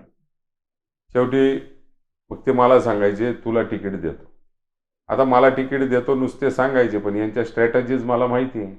समोरच्याशी वाईट करायचं, त्यालाही बदनाम करायचं, ह्यालाही बदनाम करायचं, दोन जणांमध्ये लावून ठेवायची आणि त्याला आपल्या मागे फिरल्याशिवाय पर्याय नाही ठेवायचे. या यांच्या स्ट्रॅटेजीज मी पण जवळून बघितलेल्या आहे. त्याच्यामुळे मला सांगत असताना तर माझं कुठंच नाव आलं नाही. अचानक स्मिताताईंचं नाव आलं कुठून? कदाचित मागच्या वेळेस जशा स्मिताताई तिकीट आणायला सगळ्यांना जडच पडल्या होत्या, अनापेक्षित तिकीट त्यावेळेस त्यांचं आलं होतं, ठीक आहे, कापण्यात हे जड पडले, त्यावेळेस कदाचित आता पण वरूनच त्यांचं तिकीट आलं का यांनी दिलं, आता तो सगळा त्यांचा संशयास्पद. एखाद्या वेळेस ते 40गावावरनं वगैरे तिकीट येत नाही, तिकीट वगैरे असं ही प्रक्रिया फार मोठी आहे. शेवटी या जिल्ह्यात मालक जे आहेत, उन्मेष दादांचं बी कापलं आणि तुमचं बी कापलं म्हणून विचारलं. नाही, ह्याच्यात असं आहे की सर्व गिरीश भाऊ आहेत, पण गिरीश भाऊ माणूस सोन्याचा कान पितळाचे झालेले आहेत गिरीश भाऊ. त्याच्यामुळे एकतर्फी ऐकून ऐकून गिरीश भाऊनी जे सगळं हे त्याला काप, त्याला गाड, त्याला हे कर, हे जे सुरू ठेवलेलं आहे, हे आता ठीक आहे, काळांतराने त्यांच्याही लक्षात येणारच, हा माझा दावा आहे. पण हे शेवटी गिरीश भाऊच ठरवतात असं माझं तरी मत आहे. त्यांच्याही वर एक पक्षामध्ये प्रक्रिया आहे, पण शेवटी सर्व मत हे गिरीश भाऊचं फायनल असतं असं आम्ही अनुभवलेलं आहे. 2024 नंतर तुम्ही BJP सोडून उद्धव बाळासाहेब ठाकरे यांच्यामध्ये प्रवेश केला, पक्षामध्ये प्रवेश केला. तेही नवीन आता आलेलं आहे, म्हणजे नवीन आहे, जुनं आहे, तर ED CBI वगैरे असं काही तुम्हाला त्याची भीती नाही, जाताना ही भीती सगळ्यांना असते, परंतु कोणाची संघर्ष करायची तयारी आणि कोणाची संघर्ष करायची तयारी नाहीये त्याच्यावर ते अवलंबून आहे. आणि कोणी चुकीचे कामं केले असतील, पाप केले असतील, तर त्याने ते भीती बाळगावी. मी स्वतः काही बोलण्यापेक्षा मला ती भीती नाहीये. आजूबाजूच्यांना कायम ते मनात असतं की ते तसं काही होईल का. म्हटलं आता जे होईल ते होईल. लढाईची तयारी ठेवली तर लढाईचं त्याच्यात कोणते काटे आडवे येतील, किती ब्रेकर आडवे येतील ह्याचा विचार करायचा नाही. आता उन्मेष दादाचंच तुम्ही आत्ताच्या 15 दिवसाचं प्रकरण बघितलं असेल. तेच जामीनदार, ते फक्त जामीनदार आहेत, कुठलं कर्ज त्यांच्या नावावर नाही, काही नाही, अजून प्रॉपर्ट्या बँकेने अटॅच केलेलं नाही, काही नाही. याला एक प्रक्रिया आहे, ते कायदे आहेत. बँक ह्युमॅनिटी ह्याच्यावर बेसिसवर 2-2, 5-5 वर्ष एक माणुसकी नाते कर्जदार अडचणीत आला तरी त्याला ती सवलत देते, व्याज लावून घेते, सगळ्या गोष्टी करते. इथे नुकताच अडचणीत आलेला प्रोजेक्ट लगेच गुन्हे दाखल आणि लगेच EOW कडे त्याच्या चौकशा, आणि हे पूर्ण राजकीय द्वेषापोटी आहे. हे राजकीय द्वेषातून झालेलं आहे. आता असं तरी न्यायदेवते जिवंत आहेत असं अनुभवायला मिळालं. तरी उन्मेषदाल तिसऱ्या दिवशी कोर्टाने जामीन दिला. असं काही चुकीचं घडल्यावर त्याला आपण काही करू शकत नाही. आता आपण रोज बघतोय, म्हणजे रोज जसं राजकारण रोज रोज रोज रोज बदलतंय. प्रत्येक जण 19 वर्षाचा मुलगा असेल, 21 वर्षाचा मुलगा असेल, प्रत्येक जण आता भाजपामध्ये प्रवेश करतोय. तुम्ही थोडी घाईनी केली का म्हणजे भाजप सोडायची, असं वाटत नाही का तुम्हाला? नाही, जिथे स्वाभिमान दुखावला किंवा जिथे कुरघोड्या सुरू झाल्या, एकतर मला हे आपसात कुरघोड्या करणे असं राजकारणच आवडत नाही. आणि जिथे कुरघोड्या सुरू झाल्या त्या ठिकाणी मला थांबणं कुठल्याही परिस्थितीत शक्य नाही, म्हणून मी तो एक निर्णय त्या ठिकाणी घेतला. आणि आपण जो विचारलं की प्रत्येकजण भाजपाच्या वाटेवर आहे, त्याला एक 2-3 कारणं आहेत. एक तर लोक त्या मशीनला घाबरतात की आपण अननेसेसरी संघर्ष करून काही उपयोग नाही. दुसरा तर लोक त्या पैशाला घाबरतात. आणि तिसरं लोक म्हणतात आता आमच्या हातापायात जोर संघर्ष करायला राहिलेलं नाही, असं खोट्या काही ईडी CBI अशा काही चौकशा आल्या किंवा त्याच्यात खरेही असू शकतात, तर ती पापं लपवण्यासाठी हे सगळी मंडळी अनेक जण त्या ठिकाणी भाजपच्या दिशेने पळत आहे. उद्या सत्ता परत येऊ द्या इकडे, हे सगळी मंडळी परत येतील. हे सत्तेचा खेळ आहे, याच्यावर काही पक्ष विचार प्रेम वगैरे असं काही नाही. तर 2024ला तुम्ही लोकसभेसाठी निवडणूक लढलात, बरोबर? त्या लोकसभेमध्ये 40 गावचे विद्यमान आमदारांनी एक शब्द वापरला होता, ते करण पवारला तर ते बलीचा बकरा बनवला आहे म्हणे. आता त्यांना त्या सवयीच तशा आहेत, कोणाचा बळी द्यायचा काय द्यायचा. आपसात कुस्त्या खेळायची 1 नंबर सवय मंगेश चव्हाण. आणि आपसातच तो घातकीपणा करतो. त्याला कसं आहे, तो जसा आहे तसं त्याला सगळे दिसतात. त्याने एक शब्द वापरला होता की पारोळा आहे बकरे मिळायचं ठिकाण आहे. पारोळा आहे बकरे मिळायचं ठिकाण आहे, हे माझ्या बाबतीत तर नाही झालेलं, पण आता नगरपालिकेला जे त्यांनी 3-3 लोक नगराध्यक्षासाठी घेतले होते त्यांचे बकरे नक्की बनवले असं मला वाटतं. म्हणजे त्याचेच वाक्य तो जे तुम्हाला आधीच सांगितलं, तो आधीच दुसऱ्यावर टाकून ठेवतो. हे कारण काय झालं दादा माहिती का? 40 गाव झालं म्हणजे या आपल्या 40 गावातनं लोकनेता हरपला आहे. जलदूत आमदार होते आपले राजीवदादा देशमुख, ते आपल्यातनं आता काही दिवसा पहिले गेलेले आहेत. त्यानंतर पाचोरा झालं, नंतर पारोळा झालं. स्थानिक स्वराज्याच्या निवडणुकांना ह्या 3 जे तालुके आहेत, हे 3 जे शहर आहे, यांना खूपच त्रास होतो. म्हणजे मला कळत नाही नेमकं का व्हावं असं. हे 3च का? 3च असं आहे की आम्ही लढाईची हिंमत ठेवतो. मला वाटतं जिल्ह्यात आज उन्मेष दादा आणि मी विरोधात उरलोय. एक रोहिणीताई उरले आहेत. याच्या व्यतिरिक्त फक्त कार्यकर्ते आहेत, शिवसैनिक आहेत, काही पवारसाहेबांना मानणारा वर्ग आहे आणि काँग्रेसमध्ये फार लिमिटेड लोक आहेत. लोकप्रतिनिधी राहून चुकलेले नेते फार कमी आता जिल्ह्यामध्ये उरलेले आहेत. तर हे जे उरले त्यांनाही कुठंतरी गाडा, यांना पाडा, यांना दाबा, यांच्या आवाज बंद करा, या अँगलनी त्या मुवमेंट चालू आहेत. आणि किशोर आप्पाचं देखील मी मागच्या काळापासून बघितलंय. तर एक स्वाभिमानी नेता आहे. त्या स्वाभिमान कुठं जर ठेच पोचली तर ते कुठल्या गोष्टीला काय ऐकून घेत नाही. आणि त्यांनी त्याच अँगलनी आता ती मुवमेंट केली तर परत त्यांनाही घेरण्याचा प्रयत्न चालू आहे. पारोळ्यात बी तसंच, पारोळ्यात पण तसंच आहे. मी तर म्हणतो माझ्यासाठी त्यांनी तर भाजप संपवून टाकली. जी भाजप मी आयती वाढवून ठेवलेली होती, जी भाजप मी स्ट्रॉंग करून ठेवलेली होती, जी भाजप आधी होती तिच्यात मी नक्कीच दुपटीने भर घालून ठेवलेली होती, ती भाजपच त्यांनी इथं माझ्या नादात संपवून टाकली आमदार साहेबांनी. काय होतंय आता, तुम्ही आत्ता म्हणजे भाजपा सोडून उभाठा उद्धव बाळासाहेब ठाकरे यांच्यामध्ये आहे. तर आता उद्धव बाळासाहेब ठाकरे गटातून आउटगोईंग खूप चालू आहे, जे रोज असेल किंवा केव्हा तरी आउटगोईंग चालूच असतं. तर तुम्हाला नाही असं वाटत की बाबा पक्षातून आज रोज आउटगोईंग सुरू आहे, भविष्यात आपण परत भाजपात जाऊ शकतो बा असं? बघा, आम्ही लढवय्या वृत्तीचे नेते आहोत आणि ह्या पदांपेक्षा आणि याच्यापेक्षा मी माझ्या स्वाभिमानाला पहिले जपतो आणि त्याच्यानंतर पद वगैरे हे त्या ह्याच्यात येत असतं. त्याच्यामध्ये उद्या उठून आपण जसं म्हणला की इन्कमिंग फक्त नेत्यांची चालू आहे, परंतु कार्यकर्त्यांचा जो फ्लो आहे तो आज शिवसेनेकडे चालू आहे. सर्वात सक्षम पर्याय महाराष्ट्रामध्ये जर आज विरोधी पक्षात कोणी असेल तर ते शिवसेना उद्धव बाळासाहेब ठाकरे पक्ष आहे हे त्यात नक्की सांगतील. आणि आपण जसं म्हणलं की भविष्यात आपलं काही आहे का, आज तरी माझा असा काही विचार नाही. मी जिथे आहे तिथे आहे. आज मला काही ते स्वतःचा मोठेपण मला काही सांगायचं नाही. मला अनेक पक्षांच्या ऑफर होत्या, परंतु मी त्या कुठेही आता जिथे आहे तिथेच राहू असं मी स्पष्टपणे त्यांना सांगितलं. थोडा वेगळा प्रश्न विचारतो, मैत्रीपूर्वक प्रश्न आहे तुमचा.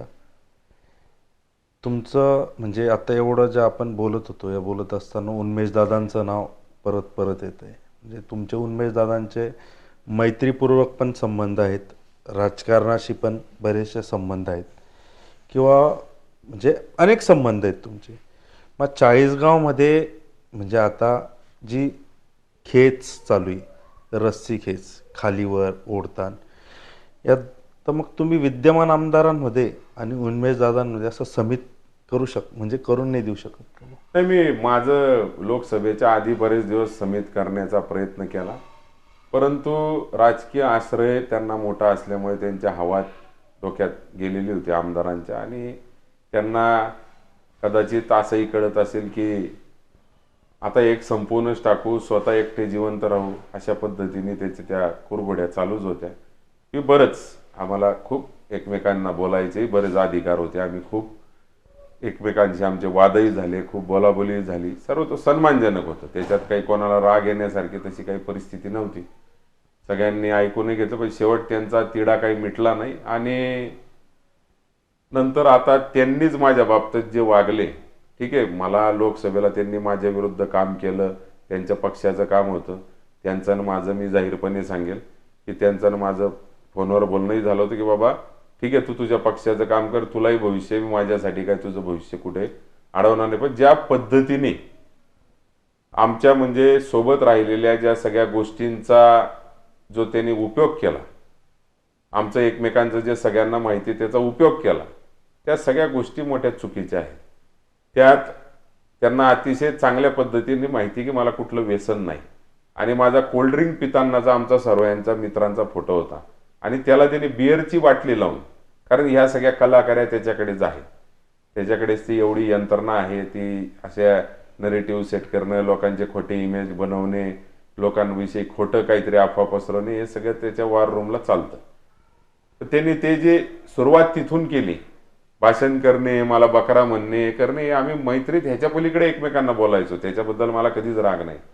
पण ज्या स्टेपला तो गेला आणि त्यांनी अक्षरशः आमच्या खाजगी ज्या इतर मित्र आहेत, जे काही आम्हाला गाड्याचं नियोजन करून देतात, जे काही आम्हाला इलेक्शनला 2 पैशांची मदत करतात, अशा लोकांचे नावं नेत्यांपुढे ठेवले, आणि ज्या कुरघोड्या त्यांनी राजकारणात केलेल्या त्या कधीच विसरण्या न सारख्या आहेत. नाहीतर मी स्वतः त्याला सांगितलं होतं की तू तुझ्या पक्षाचं काम कर, आता आपलं जमत नाही, मी माझ्या पक्षाचं काम करतो, तू तुझ्या पक्षाचं काम कर. आणि अनेक जिल्ह्यात मित्रांबरोबर पक्षाचं काम करत असताना मैत्री कायम आहे ना, पक्षाची गद्दारी कोणीच करू नये. आम्ही काय पक्ष जुळवले होते की एखाद्या पक्षाची वाट लावायची म्हणून थोडी जुळवले होते. मैत्रीचं नातं आहे, जिथे कुठे स्वतःच्या पक्षाला अडचण न येता काम करणं शक्य आहे तिथे आम्ही एकमेकांचं काम केलं. यांचं तर आमच्या पक्षांच्या विरोधात जाऊन आम्ही काम केलं.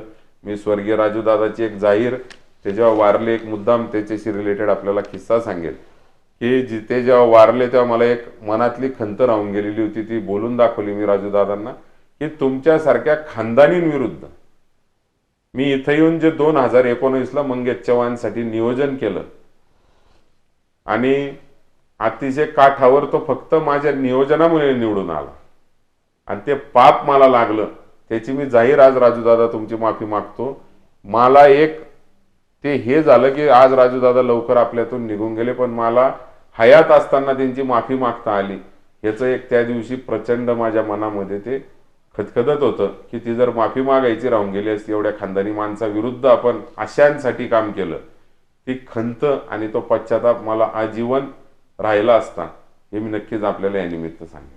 आपल्या जळगाव जिल्ह्यामध्ये म्हणजे खानदेशामध्ये सर्वात जास्त आज बघितलं प्रसिद्ध तर दूध संघ आहे आपला.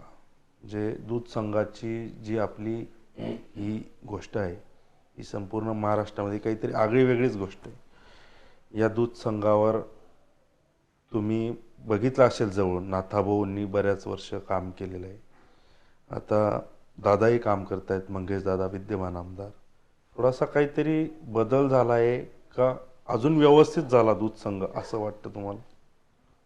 पहिले मला सांगा, स्टंटबाज आपले मंगेश दादा, मार्केटिंग स्पेशलिस्ट आपले मंगेश दादा, दूध संघाविषयी कधी काही मार्केटिंग करतात का?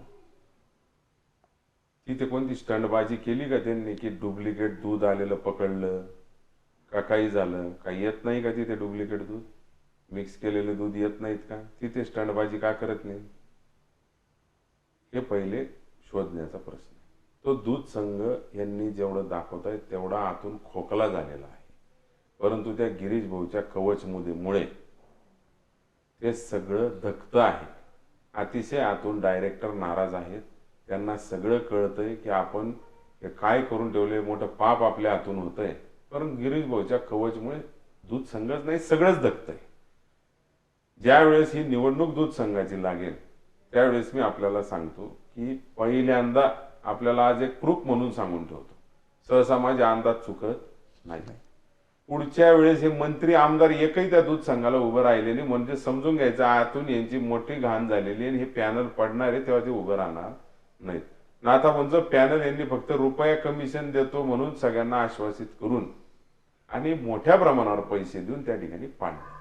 परंतु आज आपण दूध संघवाल्यांची अशी आमच्यासारखीच मुलाखत घेतली तर 90% दूध संघवाले तुम्हाला, काही 10% दलाल असतातच पुढाऱ्यांचे, 90% ओरिजिनल दूध ज्यांच्या दुधावर व्यवसाय आहे, जे ओरिजिनल शेतकरी आहेत, ते तुम्हाला याच्याबद्दल सगळी पोलखोल त्या ठिकाणी करून दे. आम्हालाही कळतं कुठून काय काय दूध येतंय, किती टँकर रोज ओतावतंय, काय काय होतंय, ते सगळं आम्हाला पण कळतंय.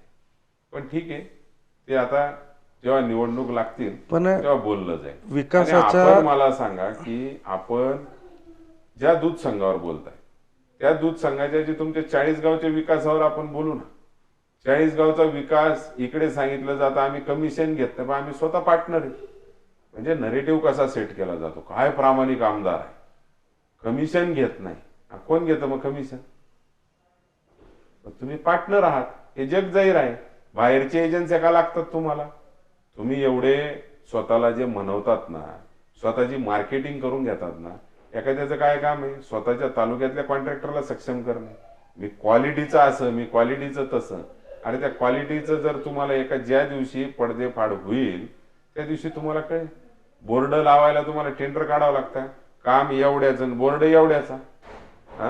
कामावर विश्वास ठेवायचा. आम्ही तर स्वतःच्या कामाची पण मार्केटिंग केली नाही कधी. ठीक आहे, कदाचित आमची ती चूक असेल, ते मग असे आमच्यापेक्षा हुशार निघाले. काळ त्यांनी ओळखला की काही मैत्री बित्री नसते, घात हेच मोठं आहे. काही लोकांना प्रामाणिक कामाची गेंदेने जो मार्केटिंग करेल तो सर्व काही आहे. तोच सांगायचा उन्मेष पाटलांनी मुत्री बांधली का? अरे उन्मेष पाटलांनी शिवाजी चौक केला, शिवाजीचा पुतळा आणला, नुसतं ते झाकण्यासाठी काहीतरी करायचं म्हणून तो चौक बनवला. तो चौकामध्ये ऍक्सिडेंट होता. एवढे तो विजनरी लोक आहेत. अरे विजन पाहिजे, आपल्या तालुक्याची गरज काय? तुम्हाला विजन पाहिजे. तुम्हाला कामाचे जे मूलभूत गरजा आहे त्या तुम्ही पहिले पूर्ण करा. तुम्ही नुसते सांगताय एकीकडे त्यांनी काय केलं आणि यांनी काय, तुम्ही काय कराल ते सांगा ना. याच्यातले 90% प्रस्ताव उन्मेषदाराच्या काळात आयते रेडी होते. तुम्ही काहीतरी नवीन आणलं, तुम्ही तो चौक ऍक्सिडेंट करवणारा चौक, त्याला तुम्ही बघा काही प्लॅनिंग आहे का, काही त्याला काही आहे. उन्मेष दादानी इंडोर स्टेडियम बनवलेलं होतं, त्याला तुम्ही ट्रान्सपोर्ट कार्यालयात रूपांतर केलं. इंडोर स्टेडियम ही काळाची गरज आहे की ट्रान्सपोर्ट कार्यालय काळाची गरज आहे? म्हणजे महिन्याला इनविन तालुक्यात 100 वाहनं येत असतील, 200 येत असतील, परंतु खेळाडू घडले, त्यांचं आरोग्य चांगलं झालं, एखादा खेळाडू राष्ट्रीय स्तरापर्यंत गेला, तालुक्याचं नाव करेल, पिढी घडवेल, दुसऱ्या पिढीला आदर्श ठेवेल, ते बंद करून यांनी महाशयांनी तिथं MH52 काय आणलं? अरे जी काळाची गरज आहे ती आणा. ह्याचं त्याचं कॉपी करून फायली करून काहीतरी घेऊन आले, त्याचा गाजावाजा किती करायचा?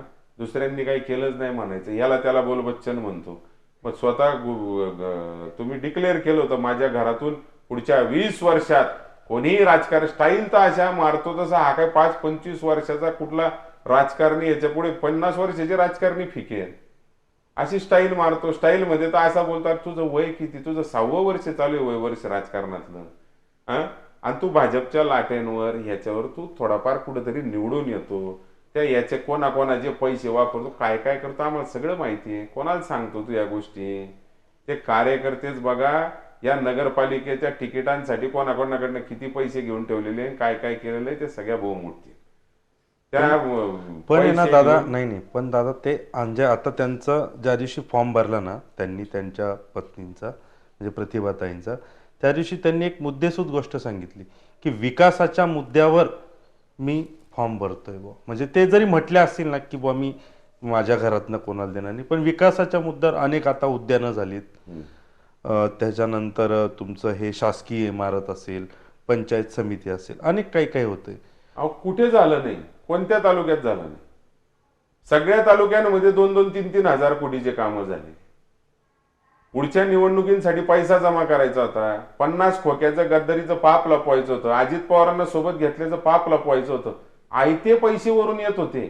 तुम्ही आगळा वेगळा पैसा काही आणला? तुम्ही आगळा वेगळा पैसा, तुमचं बोगद्याचं काम कधीचं पेंडिंग आहे, आणलं. तुमच्या धरणांची अनेक कामं पेंडिंग आहे, आणलं. हे रस्ते गटारी हे करणं काही विशेष नाही हो. याच्यामध्ये असं आहे की मागच्या काळामध्ये 2.5-3 हजार कोटी रुपयाची कामं शिंदे साहेबांनी आयते पाठवलेली आहेत. हे तिथं गेले नाही तरी आलेले आहेत कामं. आमदारांचे जेवढे मागच्या 2.5 वर्षात लाड झाले आणि जेवढ्या निकृष्ट दर्जाचे कामं झाले, हे सगळं पैशाचा बाजारीकरण होतं. हे सगळे पाप लपवण्यासाठी निवडून येण्याचं प्लॅनिंग होतं. शासन बर्बाद करून टाकलं यांनी. त्या उपर यांनी बघितलं आमदारांना कामं देतोय ते खाली पैसेच खाताय, हे काही निवडून येणार नाहीत, म्हणून त्यांनी लाडक्या बहिणी आणल्या, म्हणून त्यांनी 50% महिलांचे हे आणलं, म्हणून त्यांनी टूर काढले फ्रीमध्ये. आज चालू आहेत ते सगळ्या बंद झाल्या. हे पाप लपवण्यासाठी यांनी केलेली कामं आहेत. अरे तुम्ही कायमस्वरूपी काहीतरी आणा. फॉरेस्ट डिपार्टमेंट मध्ये उन्मेष दान एवढं काम आणलं, अनेक नेत्यांनी आणलं. जिल्ह्यासाठी अशी वेगळी उपलब्धता काय आणली तुम्ही? एवढा पैसा शासनाने तिजोरी खोलून कर्ज घेऊन वाटणं चालू केलं होतं. जिल्ह्याचा एखादा प्रकल्प पिढ्यांना पुरेल असा प्रकल्प आणते. आम्ही पण तुमचं कौतुक केलं असं. तुम्ही विकासाच्या मुद्द्यावर नाही तर कशावर लढता? समोरचे राजूदादा ते पण, त्यांनी पण पाईपलाईन 40गाव शहरासाठी सगळ्यात पहिले आणली, म्हणून ते लढताय.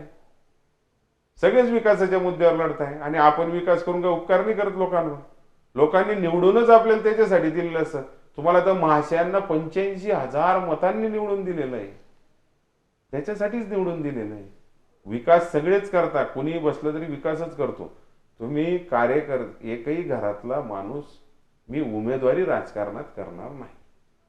तुमचाच ऑलरेडी एवढा विकास झालेला आहे, अजून काय तिथं विकास करायचं बाकी? तुमचा तर 100% संपला विकास. तुम्ही सगळं एवढं विकासाचं होतं ज्याच्यात पैसे भेटत नाही, असा एखादा विकास करून दाखवा. आम्ही देतो मुद्दे, याच्यात पैसे भेटणार नाही, करून दाखवा बाबा, सांगावं त्यांनी करून. असं आहे की ते राजूदादा वारले, ते झालं, ते राजकारण झालं, ठीक आहे, बिनविरोध करायचं नाही करायचं सोडून द्यायचं, ज्याच्या त्याच्या संस्कृतीचा भाग आहे. परंतु तुम्ही विकासाच्या मुद्द्यावर समोरचे पण सांगते आमच्या बापांनी इथं पाणी आणलं. सगळ्यात पहिलं आणणं सोपं आहे. सगळ्यात पहिली 47ला आझादी ज्यांनी आणली त्यांचेच नाव का राहिले? पहिले आणणं सोपं आहे. पहिलं आणणं प्रचंड अवघड आहे, नंतर आणणं खूप सोपं आहे. रेगोट्या ओढायच्या असतात नंतर फक्त. पहिले उन्मेषदाने अनेक प्रकल्प रेडी ठेवले, अनेक जमिनी शासनाच्या नावावर करून घेतल्या, अनेक प्रकल्पच्या अँगलनी कामाला लागले. याच उन्मेषदादाच्या संकल्पनेवर ते ह्याच्या मॅच सिटीच्या तुम्ही किल्ल्या उडवत होते. लगेच तुम्ही आमदार होता तर मॅच सिटी पाहायला गेले अहमदाबादला का कुठे सुरतला येते. म्हणजे तुमच्या वेळेनुसार तुमचे मुद्दे चालतात का? अरे याच्यापेक्षा सगळे एकत्र या. त्यांनाही आमचं आव्हान असेल, काही अडचण नाही ना. आज 40गाव काय असे ना, माझ्या लोकसभा मतदारसंघात सगळ्यात 1 नंबर मतं मला 40गाव. विकासाचं राजकारण करायचंय. तुम्ही एवढे मुख्यमंत्र्यांच्या लेवलपर्यंत तुम्ही दाखवतात, तुम्ही फार मुख्यमंत्र्यांच्या जवळचे. त्या पोलिसांच्या एकर आणि त्याच्या एकर, त्याच्यापेक्षा विरोधक एकत्र घेऊन बसून काही कामं असतील तर करा ना. नसेल विरोधकांना मान द्यायचं, तुम्ही करा. विकासाच्या मुद्द्यावर सगळा जिल्हा काम करतोय, तुम्ही एकटे करत नाहीये. आणि 3-3, 4-4 हजार कोटीचे कामं सगळ्या जिल्ह्याला मिळाले. उलट तुम्हाला तरी गिरीश भाऊच्या खात्याचे अख्ख्या जिल्ह्याला एककडे निधी आणि तुम्हाला एककडे निधी. त्याच्यामुळे विकास हा मुद्दा आहेच, पण विकास कोणी कसा केला आणि किती महत्वाचा केला आणि किती गरजेचा केला हा सुद्धा त्याच्यामध्ये मुद्दा राहणार. दादा, आपल्या जिल्ह्यात वैयक्तिक वादाचा खूप मोठा इतिहास आहे. मग सुरेश जैन असतील, खडसे असतील, गिरीश महाजन असतील किंवा उन्मेष पाटील आणि मंगेश चव्हाण असतील. आपल्याला वाटत नाही काय सगळ्यामध्ये आपल्या जिल्ह्याचा विकास कुठेतरी थांबलाय व असं खुंटतोय? ते खरंच आहे ना. उन्मेषदारांचं ते कायम वाक्य आहे, ते मला फार आवडतं की बदल करण्यापेक्षा बदल्याचंच राजकारण जिल्ह्यामध्ये चालू आहे. हे नक्कीच काळाची गरज आहे की सगळ्यांनी पहिले प्राधान्य कोणीही काम करा, तुमचंही नाव पिढ्या काढतील, इतिहासात नावाची नोंद होईल. जिल्ह्यासाठी ज्या ज्या आवश्यक प्रकल्प आहेत, 3-3, 2-2 मंत्री जिल्ह्यामध्ये आहेत, सगळ्यांनी मिळून जिल्ह्यासाठी काहीतरी तुमचंही पिढ्या नाव काढतील असे मोठ्या योजना, मोठे प्रकल्प जिल्ह्यामध्ये करून ठेवले पाहिजे, जेणेकरून ते येत्या काळात सर्वांना पुरतील. ही नक्कीच खेद आहे जिल्ह्याची, वैयक्तिक राजकारणात जिल्हा जास्त अडकलेला.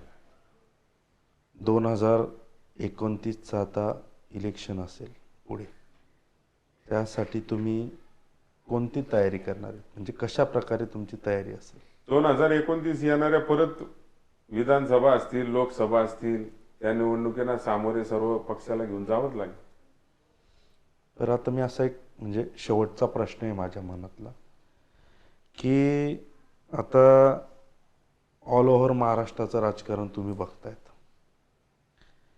या सध्याच्या जिल्ह्याच्या किंवा हे आपल्या ज्या महाराष्ट्राचं राजकारण आहे, याच्यात तुम्हाला काय बदल व्हावा असं वाटतंय? काहीतरी असा वेगळा बदल झाला पाहिजे.